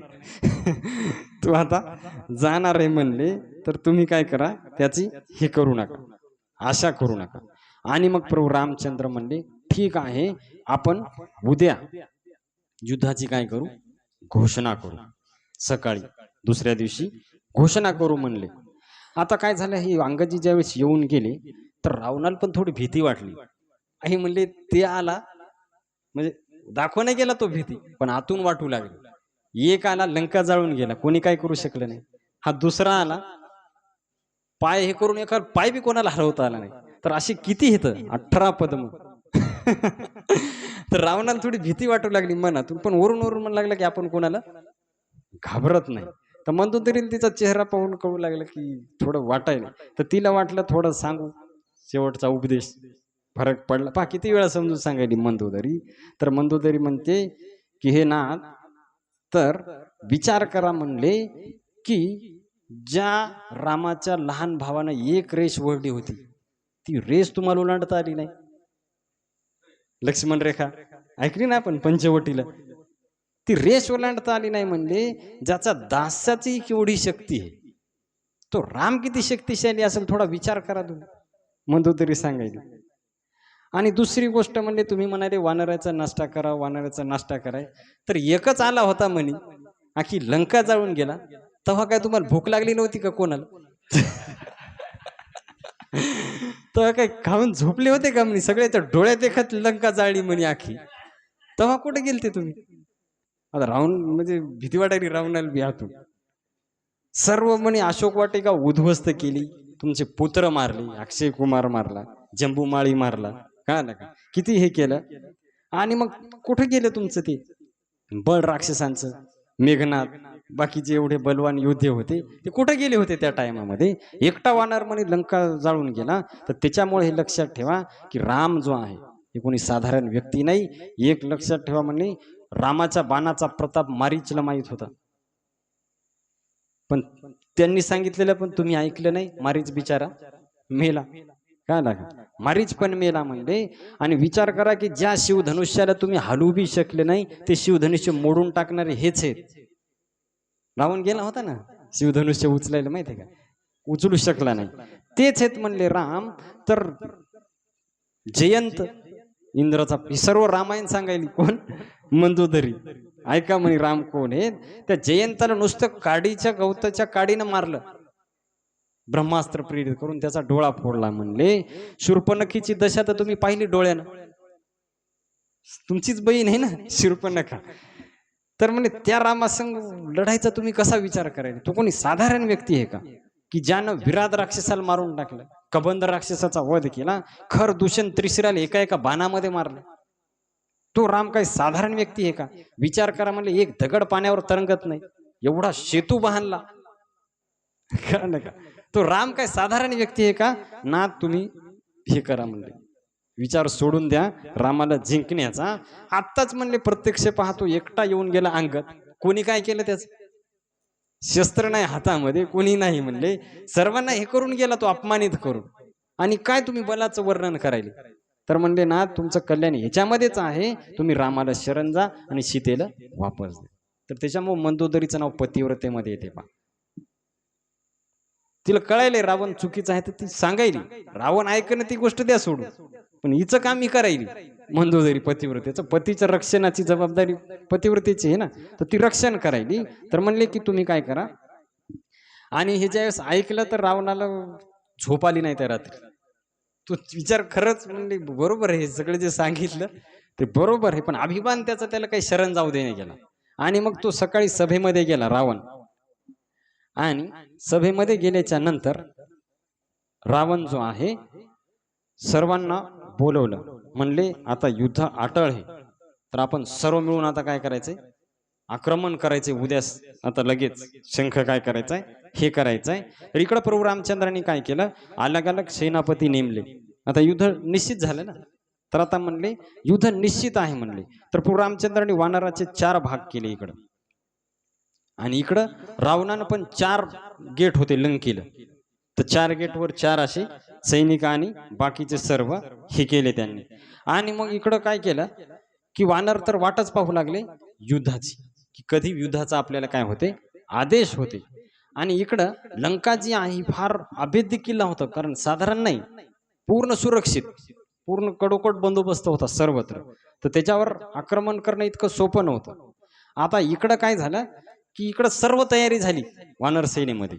मग इकडं रावणानं बी म्हणले की आता आपण पण लगेच आक्रमण करायचं, आता थांबायचं नाही. तर इकडं सर्वजण जय जयकार करू लागले, प्रभू रामचंद्र भगवान की, लक्ष्मणजी की, पवनपुत्र हनुमान की, वानरराज सुग्रीव की. तर ह्या घोषणा रावणाच्या कानावर जाऊ लागल्या. एवढ्या मोठमोठ्याने हे वानर काय करू लागले, आवाज करू लागले. आणि यांचं अस्त्र काय, दगड आणि झाड. यांच्याकडे शस्त्र थोडे होते दुसरे, तेच. आणि हे सर्व मग तयार झाले. आणि तिकडं रावण जो आहे, तर तिकडं सर्व रावणाचा जय जयकार करू लागले. लंकेतलं सैनिक रावणाचा जय जयकार तुम्ही पाहिला असेल, ते रामायणामध्ये फार सुंदर दाखवलेलं आहे. रामानंद सागराचं जे जुनं रामायण आहे, तर त्याच्यामध्ये. आणि मग काय झालं की लगेच शंख वाजला आणि युद्धाला सुरुवात झाली. भयंकर युद्ध जे आहे सुरुवात झाली. तर आता युद्धाला ज्यावेळेस सुरुवात झाल्याच्या नंतर मग आता दोन्ही बी असं नाही की हेच मारायले, दोन्ही पण मरू लागले ना, दोन्ही पक्षाचे. इकडे मारायलेत त्याला आणि ते पण मारायलेत. तर वानर काय करायचे, पकडायचे राक्षसाला आणि मारून तोडून हे करून टाकायचे. काही काही असे दगड घेऊन जागीच राक्षस काय करायचे, हे करायचे. आता इकडं ज्यावेळेस पाहिले लोकांनी वानर एवढे आलेत युद्ध करायला, तर पहा एक असते मानसिक बल आणि दुसरं असते शारीरिक बल. तर तेवढे वानर जेव्हा लंकेतल्या लोकांनी पाहिले, म्हणजे ती गिनतीच होत नाही त्याची.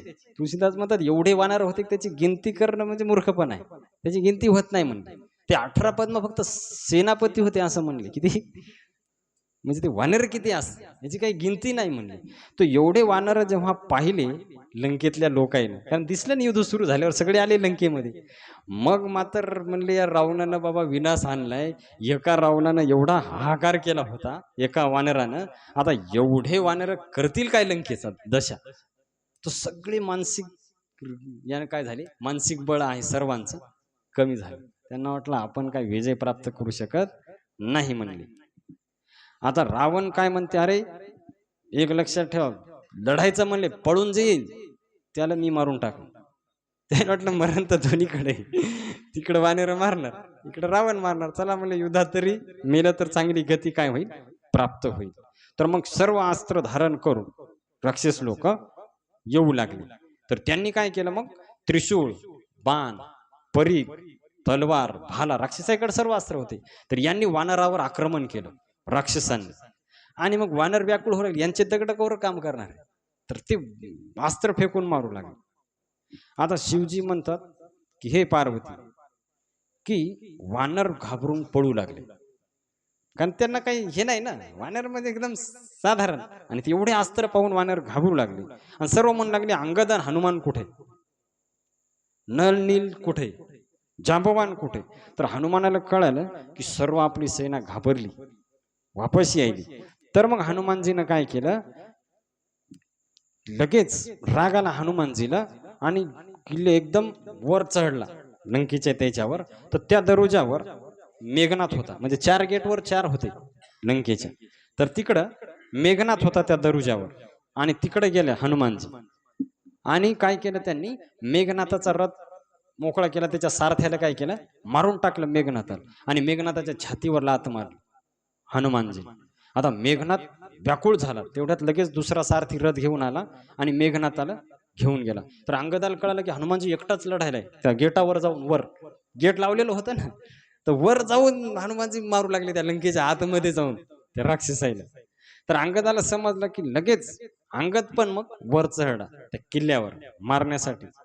आणि मग दोघांनी एवढा सपाटा लावला मारायचा राक्षस. मग वानराला थोडा धीर येऊ लागला, आपला आता विजय होईल वाटायला, कारण एवढे मरायले तर म्हणले.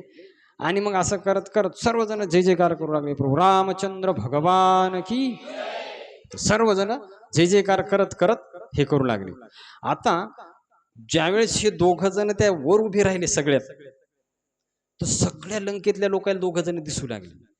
कळाले का, ते मेन गेटवर उभे राहिले ना, त्यामुळे सर्वांची दृष्टी या दोघांवर पडली. आता बाकीचे वानर बाहेर होते म्हणून दिसणे गेले, तर यांनी ओळखले हे तेच हे दोघं.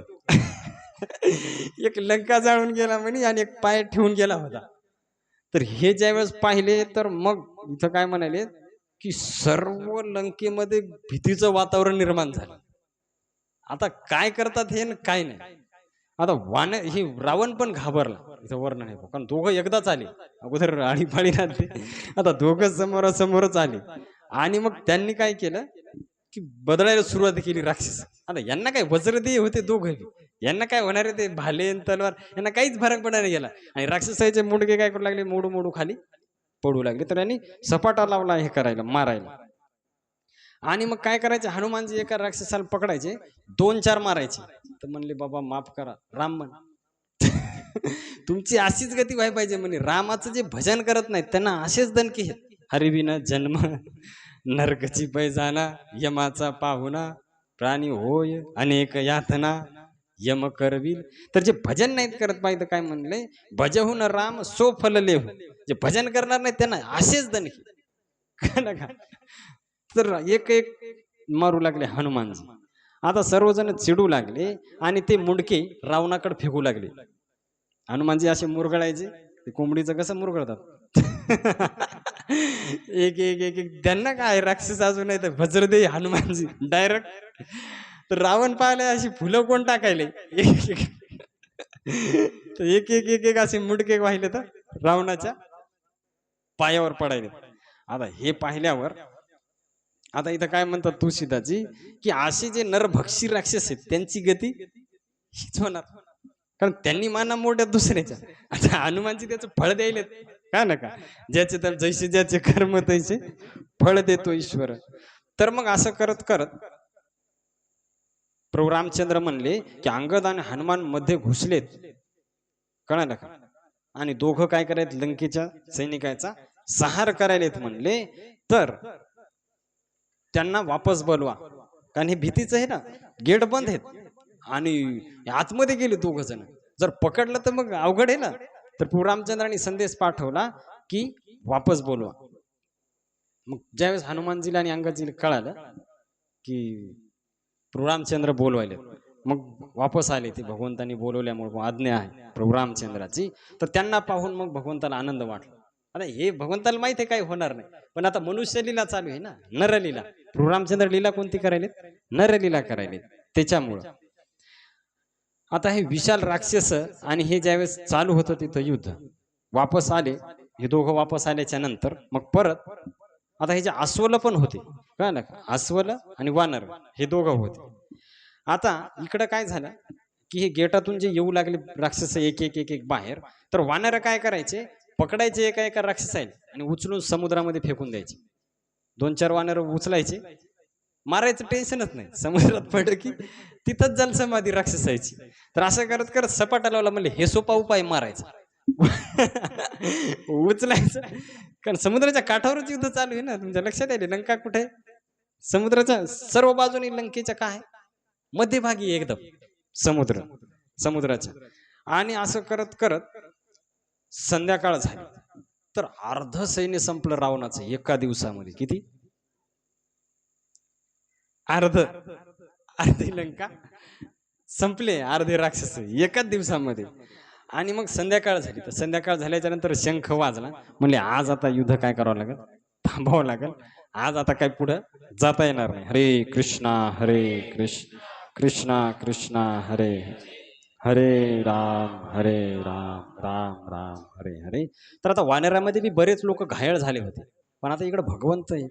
तर भगवंतानी फक्त कृपा दृष्टीने पाहिलं त्यांच्याकडे. इथे काय म्हणले, राम कृपा करी चित्तवास बही भय बिगत श्रम वानर तबही. भगवंतानी पाहिल्याबरोबर ते पहिल्यासारखे ताजेतवाने झाले. तरी भगवंताच्या दृष्टीमध्ये काय आहे, शक्ती. आणि का नाही, मय्याध्यक्षेन प्रकृती सुयते सचराचर.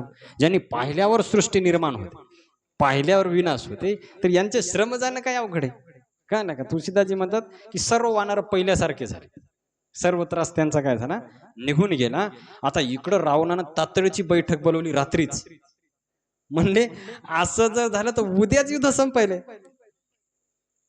कळलं का? अर्धी सेना संपली ना. वानरांनी एवढे म्हणजे सपाटाच लावला मारायचा. कळलं का? आता मला सांगा, लंकेत असून असून किती लोक असतील आणि वानराची सेना विचार करा. 10-10, 20-20 जण आहे जरी एक एक म्हणला राक्षस, तरी यायला पुरणार नाही, एवढी संख्या आहे इकडे.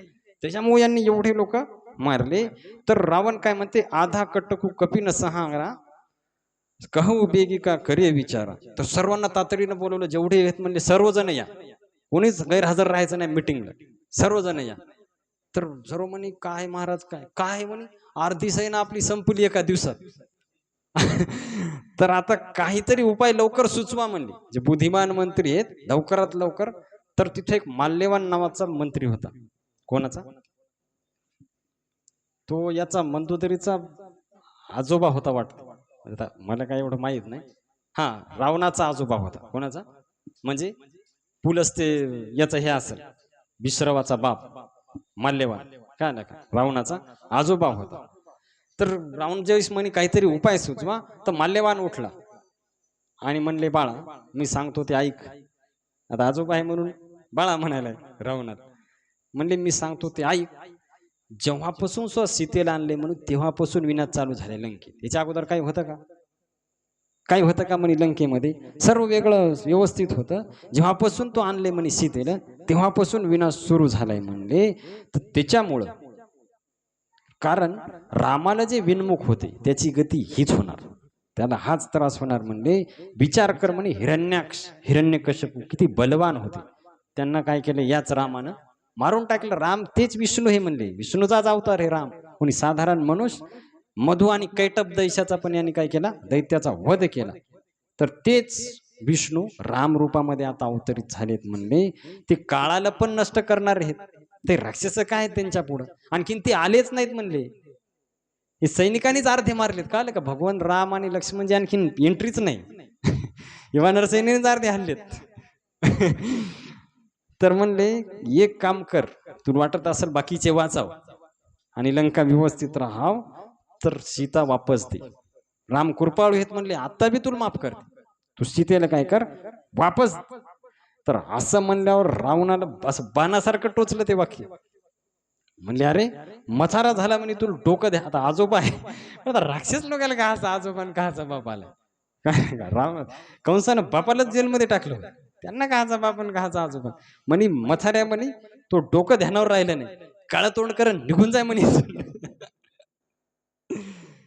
तू मथारा आहे म्हणे, नातेवाईक म्हणून वाचला म्हणे, नाही तर गेला असता कवाच तू. पुन्हा काळ तोंड मला दाखवू नको. तर त्यावेळेस माल्यवानाला कळालं काय याचं मरण जवळ आले म्हणे, जाऊ द्या, निघून गेला तू तिथून.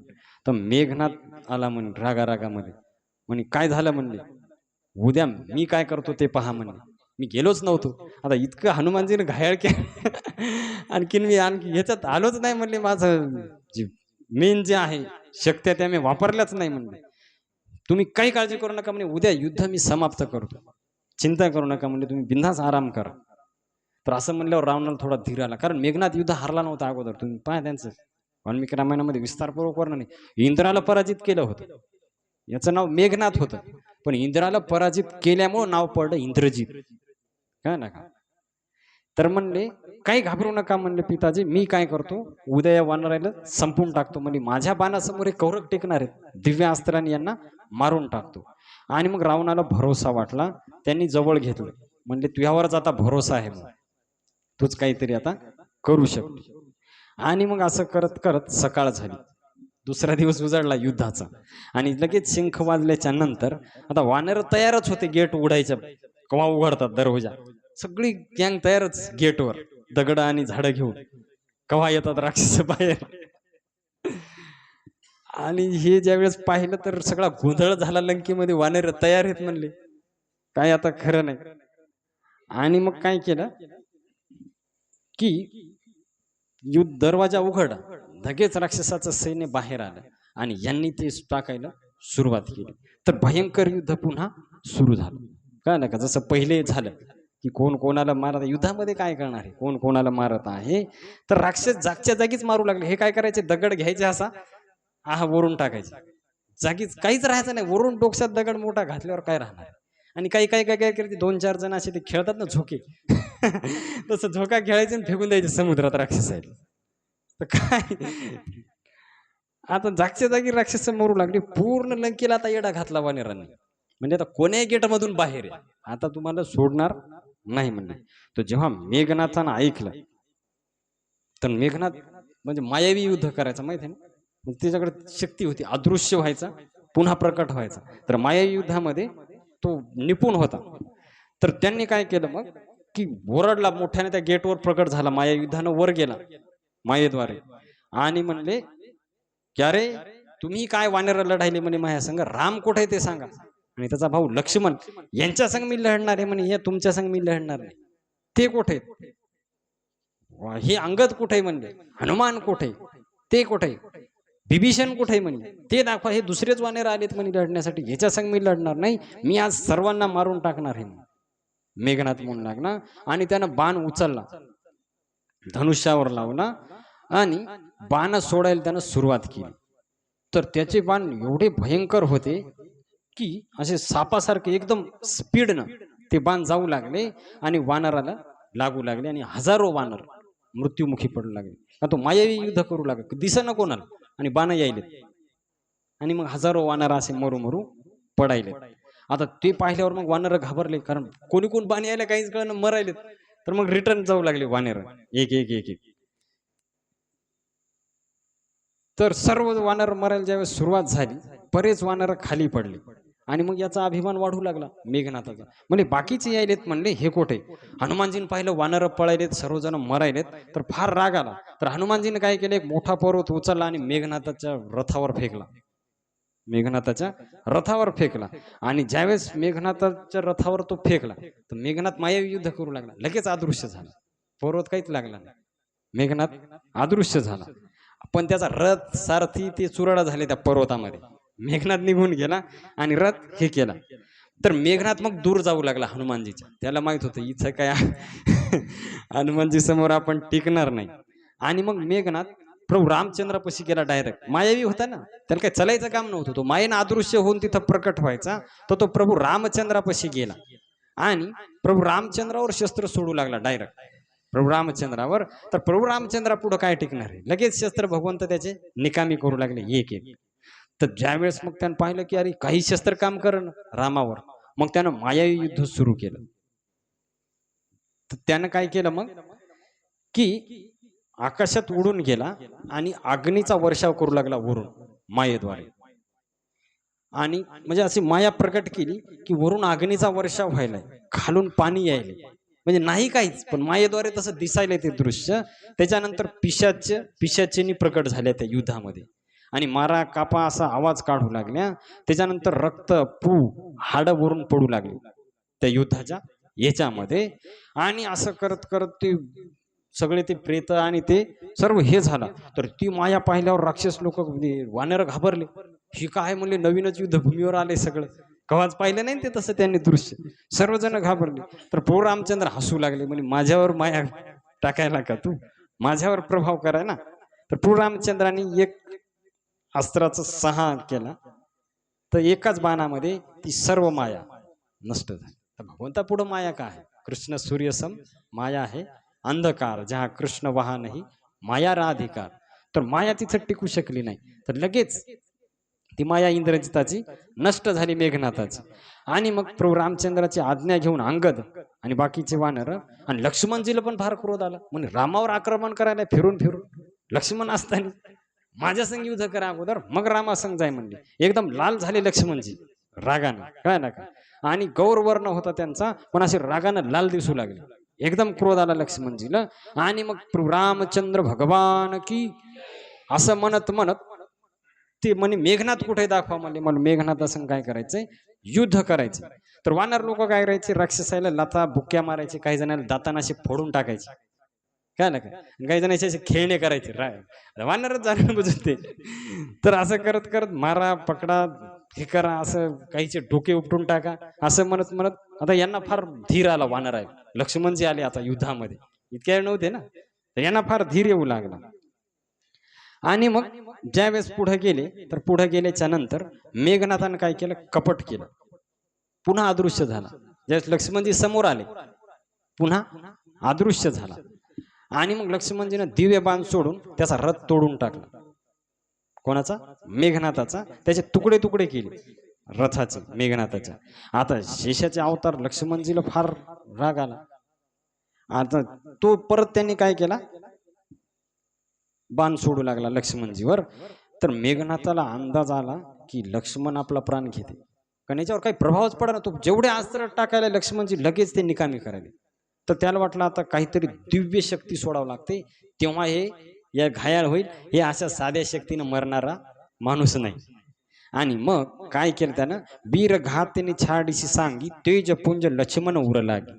तर काय केलं मेघनाथानं की वीर घातीने दिव्य शक्ती, कळलं का, दिव्य शक्तीचं संधान केलं आणि ती लक्ष्मणाच्या छातीवर मारली. दिव्य शक्ती जी आहे तर लक्ष्मणाच्या छातीवर मारली आणि ती लागल्यावर लगेच लक्ष्मणजी बेशुद्ध पडले. कारण दिव्य शक्ती होती ती वीरघातिनी शक्ती. तर खाली पडली आणि खाली पडल्याच्या नंतर लक्ष्मणजी एकदम बेशुद्ध होऊन खाली पडले. तर मेघनाथानं काय केलं की त्यांना उचलण्याचा प्रयत्न करू लागले. कोणाला, लक्ष्मणजीला. त्याला वाटलं एरीच आता उचलून आपल्या बापा पुढे नेऊन ठेव, पा एक तर गेला. त्याला असं वाटू लागलं. पण मेघनाथाला तर उचलत नाही लक्ष्मणजी, पण बाकी जेवढे राक्षस आले कोणाला हल्ले पण नाही, का ना का. तरी तुळशीदाजी म्हणतात कसे हलतील म्हणजे, कारण अनंत ब्रह्मांड ज्याच्या फणावर आहे ते काय उचलणार आहेत म्हणे या राक्षसाला. तर ते कोणालाच हल्ले नाही लक्ष्मणजी. मग राक्षस लोक नाईलाजाने तिथून निघून गेले. आणि म्हणजे प्रभू रामचंद्राची जिच्यावर कृपा आहे त्याला कोण काय करू शकते. आता इकडं ज्यावेळेस प्रभू रामचंद्राला कळालं लक्ष्मण कुठे म्हणले, प्रभू रामचंद्र म्हणे लक्ष्मण कुठे. आता मेघनाथन ते सैन्य वापस गेलं, कारण त्यांना वाटलं की लक्ष्मण मेला, म्हणून ते आनंदामध्ये वापस गेले. सर्व हे दुसऱ्या दिवशी युद्ध आहे, वापस गेले. आता वापस गेल्याच्या नंतर इकडे एकदम तो रावणाला सांगू लागला की मेला एक शत्रू आपला, एक हे झालं. पण इकडे शक्ती लागली होती. तर शक्ती लागल्याच्या नंतर प्रभू रामचंद्राला ही गोष्ट कळाली. प्रभू रामचंद्र म्हणजे लक्ष्मण कुठे, लक्ष्मण कुठे. तर त्यावेळेस मग हनुमानजी उचलून, आता या सर्वांना उचललं नाही पण हनुमानजीनं सहज उचललं लक्ष्मणजीला. आणि प्रभू रामचंद्र जिथं होते तिथं घेऊन गेले. तर ज्यावेळेस प्रभू रामचंद्रांनी पाहिलं की लक्ष्मी मूर्छित अवस्थेमध्ये, बेशुद्ध अवस्था, तर ते पाहिल्याच्या नंतर मग मात्र प्रभू रामचंद्राला फार दुःख झालं. कळालं का. एवढं दुःख झालं, वाल्मिकी रामायणामध्ये एवढं विस्तारपूर्वक सांगितलेलं आहे की भगवंत म्हणले आता मी युद्ध करू कोणासाठी. माझा भाऊ म्हणे की कसा प्राप्त होईल म्हणे, एवढा निष्ठावान भाऊ परत भेटणं शक्य नाही. माझ्यासाठी म्हणे वनामध्ये आला तो. आता लक्ष्मणजीचं नेमकंच लग्न झालं होतं, विचार करा तुम्ही. उर्मिला त्यांची पत्नी होती, पण तिला सोडून. आणि काय वनवास लक्ष्मणाला होता का, वनवास प्रभू रामचंद्राला होता. पण किती प्रेम, तो भगवंताला आठवू लागलं ते सर्व लक्ष्मणजीचं. म्हणजे माझ्यासाठी रात्रभर जागायचा, आणि आता मी जेव्हा वापस जाऊ तर सुमित्रा मातेला काय उत्तर देऊ. रडू लागले प्रभू रामचंद्राच्या डोळ्यातून अश्रू वाहू लागले. म्हणले मी काय उत्तर देऊ म्हणले, आता ज्यावेळेस वापस जाऊ सर्वजण विचारतील लक्ष्मण कुठे, मी काय सांगू. आणि प्रभू रामचंद्र एकदम साधारण व्यक्तीसारखे रडू लागले. साधारण व्यक्ती कसा रडते विरहामध्ये, तसे भगवंत रडायले. तर हे पाहिल्यावर सर्व वानर दुखी झाले, हनुमानजी दुखी झाले, सुग्रीव, सर्वजण. आता भगवंत लढायल्यावर काय करणार, तर सर्वजणांना वाटलं आता काय होईल आणि काय नाही. तर त्यावेळेस मग जांबवंतजी काय म्हणले की पहा, हा काय मेलेला नाही, हा जिवंत होऊ शकते म्हणले, पण आता याला एखादा वैद्य पाहिजे. काय का, तर या लंकेमध्ये म्हणे सुषेण नावाचा वैद्य राहते, तर त्यांना घेऊन येण्यासाठी कोणीतरी पाठवा. तो ज्यावेळेस येईल त्याच्यावर इलाज करेल आणि हा जिवंत होईल, तर काही घाबरायची गरज नाही, असं म्हण लागले कोण, जांबवंतजी. तर त्यावेळेस मग म्हणले कोण जाईल, तर हनुमानजी म्हणे मी लगेच जातो. कळलं का, तर हनुमानजी गेले सुषेण वैद्याच्या तिथे. आता तो काहीतरी करत असेल घरामध्ये, तर हनुमानजीला वाटलं कसं आता आपण जाऊ सुषेणला बोलाव, टाइम जाणार. कळलं का, हे करा पुन्हा ते जडीबुटी घ्या आणि ही औषध विसरली न ते झालं, त्याच्यापेक्षा म्हणे दवाखान्यात सगळं डॉक्टर घरी. म्हणजे कळालं का, मेडिकल पुन्हा जायची गरजच नाही. तर हनुमानजीने खालून हात घातला घराच्या आणि घरासगट. आता त्याला कळलं नेमकाच मी घरी खाली बसलो होतो आणि आकाशात कसा उडायलो. त्याने खिडकीतून पाहिलं तर वर दिसायले हवेत उडायलेलं. तर ते म्हणले बाबा मी कोणाचं काय केलं, मला काऊन मारायले, काय झाले. तोपर्यंत हनुमानजीने पोहोचवलं तिथं लगेच, कुठं, जिथं बसले होते. तर त्यावेळेस जांबवान म्हणला मी फक्त वैद्याला नाही सांगितलं होतं, घराला नव्हतं सांगितलं. तर हनुमानजी म्हणले बाबा कसं आहे पहा, की आता वैद्य आला, आता ते म्हणणार की माझं हे इंजेक्शन तिथं इसरली, ही गोळी इसरली, हे औषध इसरले, मग किती चक्रा मारायच्या. त्याच्यापेक्षा सगळं एकदाच इथंच इलाज होईल, काय व्हायचं तिकडे जायचं काम पडणार नाही. तर मग म्हणले अरे खरंच बुद्धिमताम बरिष्ठम. तर मग सुषेण वैद्य खाली उतरला आणि सुषेण वैद्यानं हात लावून पाहिलं, तर म्हणले प्राण आहे, मेलेला नाही, एकदम मूर्छित झालेला आहे. तर म्हणले याच्यावर काही उपाय आहे का, काय उपाय आहे म्हणले. तर म्हणले आता याच्यावर एकच उपाय आहे, द्रोणागिरी पर्वतावर संजीवनी नावाची बुटी आहे, ती जर सूर्य उगवायच्या अगोदर आली आणि या जखमीवर जर लागली तर जिवंत होईल, जर सूर्याची पहिली किरण याच्यावर पडली तर याचा मृत्यू होईल. पहा ते संध्याकाळी झाले नाही. आता मोठा प्रश्न उभा राहिला, आता कुठं झाली, लंका कुठे आणि द्रोणागिरी कुठे, हिमालयामध्ये. थोडा विचार करा तुम्ही, किती लांबचा प्रवास, रात्रमध्ये वापस यायचे, पुन्हा जाऊन लगेच यायचे. काय ना का, तर म्हणले की आता कोण जाईल. तर त्यावेळेस हनुमानजी म्हणले मी जातो, आणि एक लक्षात ठेवा मी येवस्तोवर सूर्य उगवणार नाही. ते बाकी म्हणले असं कसं काय म्हणाले, म्हणले तुम्ही सूर्य उगवणार नाही, सूर्य तर टायमाला उगवणार. म्हणले मला अभ्यास आहे, जर उगवलाच मधात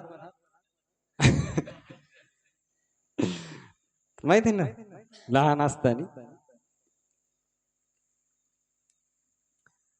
जुग सहस्त्र योजन पर भानु लेलो चाय मधुर फर जानू. हनुमान चालीसामध्ये ना की हजारो किलोमीटर लांब असलेला तो सूर्य फळ म्हणून त्यांनी काय केला, ग्रहण केला. तर म्हणले सूर्य उगवणार नाही, तुम्ही चिंता करू नका, सूर्योदयाच्या अगोदर मी येईल, काही चिंता करू नका. आणि हनुमानजी लगेच उड्डाण केलं कोणीकडे, द्रोणागिरी पर्वताच्या दिशेने. आता इकडं काय झालं की रावणाचे गुप्तहेर फिरू लागले तिथं. तर गुप्तहेरान रावणाला खबर दिली असं असं झाले, लक्ष्मण मूर्छित झाले. सुषेण वैद्य गेलाय आणि त्यांनी जडीबुटी आणायला सांगितली द्रोणागिरीहून, आणि हनुमान जाण्यासाठी गेलाय तिकडं आणण्यासाठी. तर रावण लगेच गेला कालनेमी दैत्यापाशी आणि म्हणे हे कालनेमी तू काय कर, जाय म्हणले, आणि काही करून आखी रात्र तिकडच घाल, उजडच तर तो इकडे आला नाही पाहिजे. तर कालनेमी दैत्य म्हणते की देखत तुम्ही नगर उजे हे जारा तासु पंथ को रोकन पारा.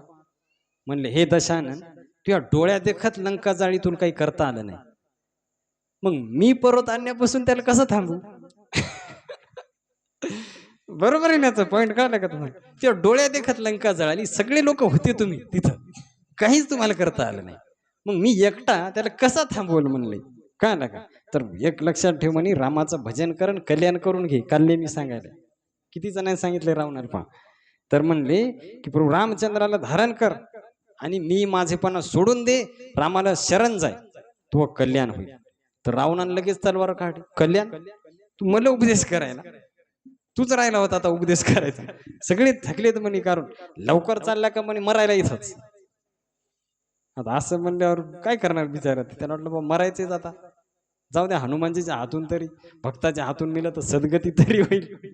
हे राक्षस बुद्धिमान होते तसं पाहिलं तर, पण रावणाच्या हातून मरण स्वीकार करणं की त्यांना माहित होतं की भगवंताच्या भक्ताच्या हातून मेलं तर कल्याण होते, कारण मृत्यूच्या टायमात ते समोर असणार ना.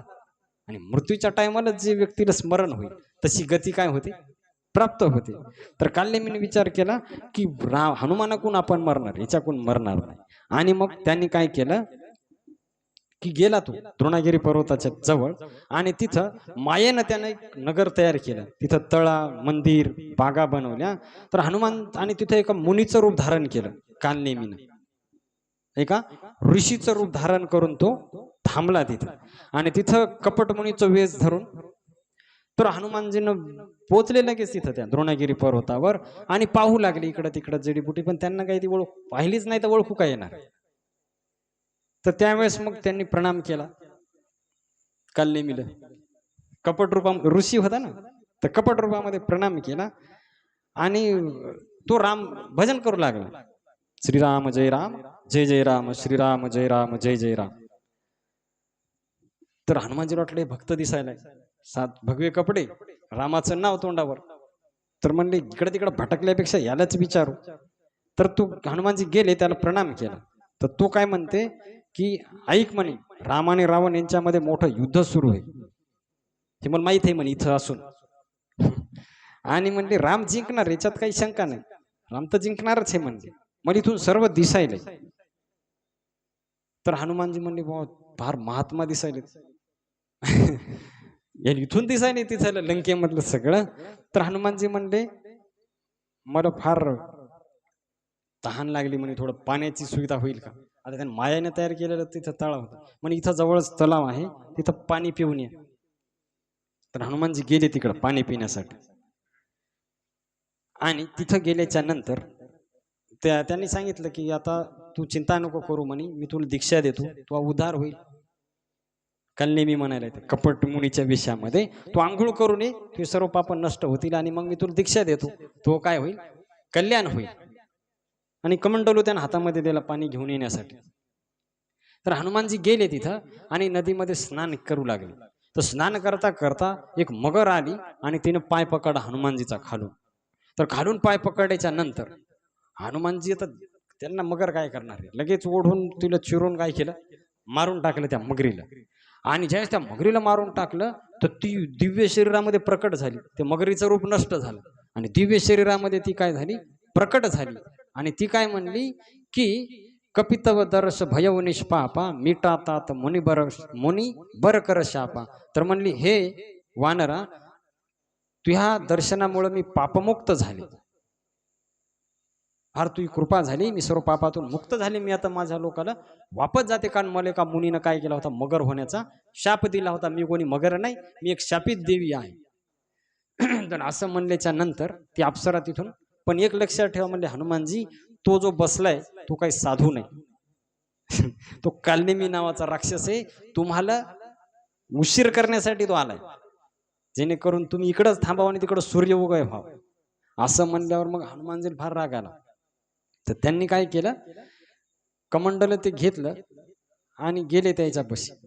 आणि तिथं गेल्याच्या नंतर म्हणले प्रणाम गुरुदेव. हा म्हणले आला का आंघोळ करून, आता लगेच दीक्षेला तयार होईल. तर हनुमानजी म्हणले दीक्षा मग त्या अगोदर गुरुदक्षिणा घ्या. नाही नाही म्हणे, असं नसते, अगोदर दीक्षा मग गुरुदक्षिणा. नाही नाही म्हणे, आमच्या इकडे थोडा उलटा नियम आहे, अगोदर गुरुला दक्षिणा देतात आणि मग दीक्षा देतात म्हणले. तर असं म्हणल्याच्या नंतर त्याला वाटलं अरे असं कसं काय. हा म्हणले आता पहा, मी दक्षिणा देतो तुम्हाला. तर हनुमानजीनं गुंडाळ शेपटीमध्ये कालनेमीला, आणि असं आपटलं घरघर फिरून लगे तिथंच दगडावर. तर त्याला कळालं आता आपला मृत्यू काय आहे निश्चित आहे. पण त्यानं मृत्यूच्या वेळेस राम राम म्हणलं. हनुमानजी होते ना, हनुमानजी शेपटीमध्ये म्हणजे मरताना हनुमानजी आहेत ना, तर मृत्यूच्या वेळेस राम राम म्हणत त्यांनी काय केलं, शरीर तिथं सोडून दिलं त्या कालनिमित्त दैत्यानं आणि भगवंताच्या धामाची प्राप्ती केली. हनुमानजीच्या हाताने मरण आणि मृत्यूच्या टायमाला राम नाव, तर भगवंताचं धाम त्याला काय झालं, प्राप्त झालं. आता हनुमानजी शोधू लागले ती जडीबुटी, तर त्यांना ती ओळखूच येईना. भरपूर प्रयत्न केला, तर असं 1 घंटा गेला तर म्हणले असं तर दिवस असाच उजडल, आपल्याला हेच होणार नाही. मग म्हणले आता काय करू, लगेच त्यांनी हात घातला कुठं, तृणागिरी पर्वताच्या खालून, आणि तो पर्वत सहज उचलला आणि तो रात्रीच्या वेळेसच घेऊन आकाश मार्गाने जाऊ लागले. तर जाता जाता काय झालं पहा, की अयोध्येवरून जाऊ लागले, अयोध्येवरून. तर अयोध्येवरून जाता जाता हरे कृष्णा कृष्णा कृष्णा हरे हरे, हरे राम राम हरे हरे. तर 5 मिनिटं घेऊ आपण आता, लक्ष्मणजीला जिवंत करू. तर भरतजी जाऊ लागले, म्हणजे हनुमानजी जाऊ लागले वरून. तर हे दृश्य भरतजीनं पाहिलं, तर त्यांना वाटलं कोणीतरी राक्षस अयोध्येवर काहीतरी टाकण्यासाठी आलाय, पहाड, जेणेकरून अयोध्या नष्ट होईल. तर भरतजी तिथं बसले होते नंदीग्रामच्या तिथं. तिथंच त्यांनी काय केलं, बाण लावला आणि एक बाण हनुमानजीच्या पायावर मारला. तर लगेच पर्वतासकट हनुमानजी राम राम करत खाली पडले. विचार करा, भरत महाराजामध्ये काय शक्ती असेल. हनुमानजी सारखा वज्रदेही एका बाणामध्ये पर्वतासकट खाली पडले. पण खाली पडताना काय म्हणू लागले, राम राम राम राम म्हणू लागले. तो ज्यावेळेस राम राम शब्द ऐकला कोणी, भरत महाराजांनी, तर भरतजी आले आले म्हणे राम राम म्हणाले, तू कोण आहे म्हणले. तर त्यावेळेस मग हनुमानजीनं सांगितलं की अरे असं अशी घटना झालेली आहे आणि लक्ष्मणजीला शक्ती लागलेली, मेघनाथानं बाण मारलाय आणि त्यांना वाचवण्यासाठी मी संजीवनी बोटी घेऊन जात आहे, कळलं का. तर ज्यावेळेस हे कळलं तर भरत महाराजाला फार दुःख झालं. भरतजी म्हणले अरे की फार दुःख झालं की माझ्यामुळं विलंब व्हायलाय. तर त्याने आलिंगन केलं हनुमानजीला आणि म्हणले की मी बाण सोडतो, म्हणजे तुम्ही त्या बाणावर बसा, काही वेळामध्ये तुम्ही तिथं पोहोचाल लंकेमध्ये बाणावर. तर हनुमानजी म्हणले मला काही गरज नाही, म्हणले मला सर्व बल आहे, सर्व आहे. आणि मग प्रणाम केला भरत. आणि हनुमानजीला फार आनंद झाला भरताला पाहून, की नेहमी भरताचं गुणगान करायचे ना प्रभू रामचंद्र. तर त्या भरताचं दर्शन झालं. तर हनुमानजीने प्रणाम केला भरतजीला. तर भरतजीने आलिंगन केलं हनुमानजीला आणि मग तो पर्वत घेऊन हनुमानजी उडत उडत कुठे गेले, लंकेमध्ये. तर लंकेमध्ये गेल्याच्या नंतर तिथं पाहिलं की तो पर्वत येत आहे.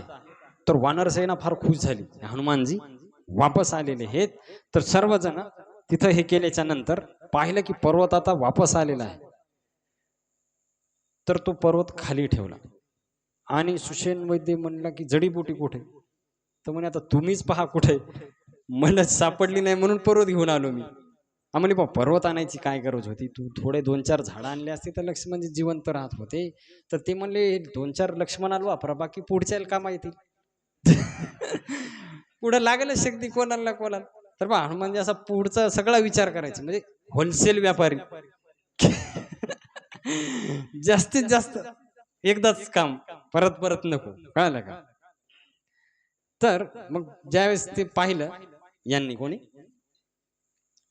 सुषेण वैद्यानं, तर ती जडीबुटी लगेच त्याच्यातली बाहेर काढली, ती संजीवनी बोटी, आणि तिचा जे रस करून लक्ष्मणजीच्या छातीवर लावला आणि ते नाकापशी हे केला. लक्ष्मणजी लगेच उठून बसले, जसं झोपतून व्यक्ती काय होते उठून बसते. तर हे पाहिल्याच्या नंतर प्रभू रामचंद्राला एवढा आनंद झाला, कळाला का, एवढा आनंद झाला की प्रभू रामचंद्रानं हनुमानजीला हृदयाशी धरले. म्हणले आज तुझ्यामुळं मला लक्ष्मण परत भेटला, म्हणले मी तुझे उपकार कधी विसरणार नाही. आणि लक्ष्मणाला पण आलिंगन केलं. तर अशा प्रकारे लक्ष्मणजी आणि हनुमानजी प्रभू रामचंद्र आलिंगन करत आहेत. तिथं कथेला आपण आता काय करू, विश्राम करू. तर उद्या जी कथा आहे थोडी लवकर होणार आहे, कारण उद्या आता शेवटचा दिवस आहे. तर 11 ते 1 सकाळी 11 ते 1 कथा होईल. तर आपल्याला रावण मरायचं राहिलं, आणखी रावण मरस्तून रामराज्य येणार नाही, आणि रामराज्य येऊस्तोवर सुख शांती येत नाही. त्यामुळे रावण मारणं फार आवश्यक आहे, काय ना का. प्रत्येक रामायणामध्ये रावण मेल्यावरच रामायण संपते, त्याच्या अगोदर संपत नाही, कारण रावण जिवंत आहे तोवर रामराज्य येत नाही. रामराज्य आल्याशिवाय व्यक्ती सुखी होणार नाही. तर उद्या रावणाचा काय होईल, वध होईल, आणि तो प्रसंग आपण उद्या श्रवण करू. श्रीकृष्णचंद्र भगवान की, प्रभु रामचंद्र भगवान की, पवनपुत्र हनुमान की, उमापति महादेव की, श्री रामचरितमानस की, गोस्वामी तुलसीदास की, शील प्रभुपाद की, निताई गौर प्रेमानंदे.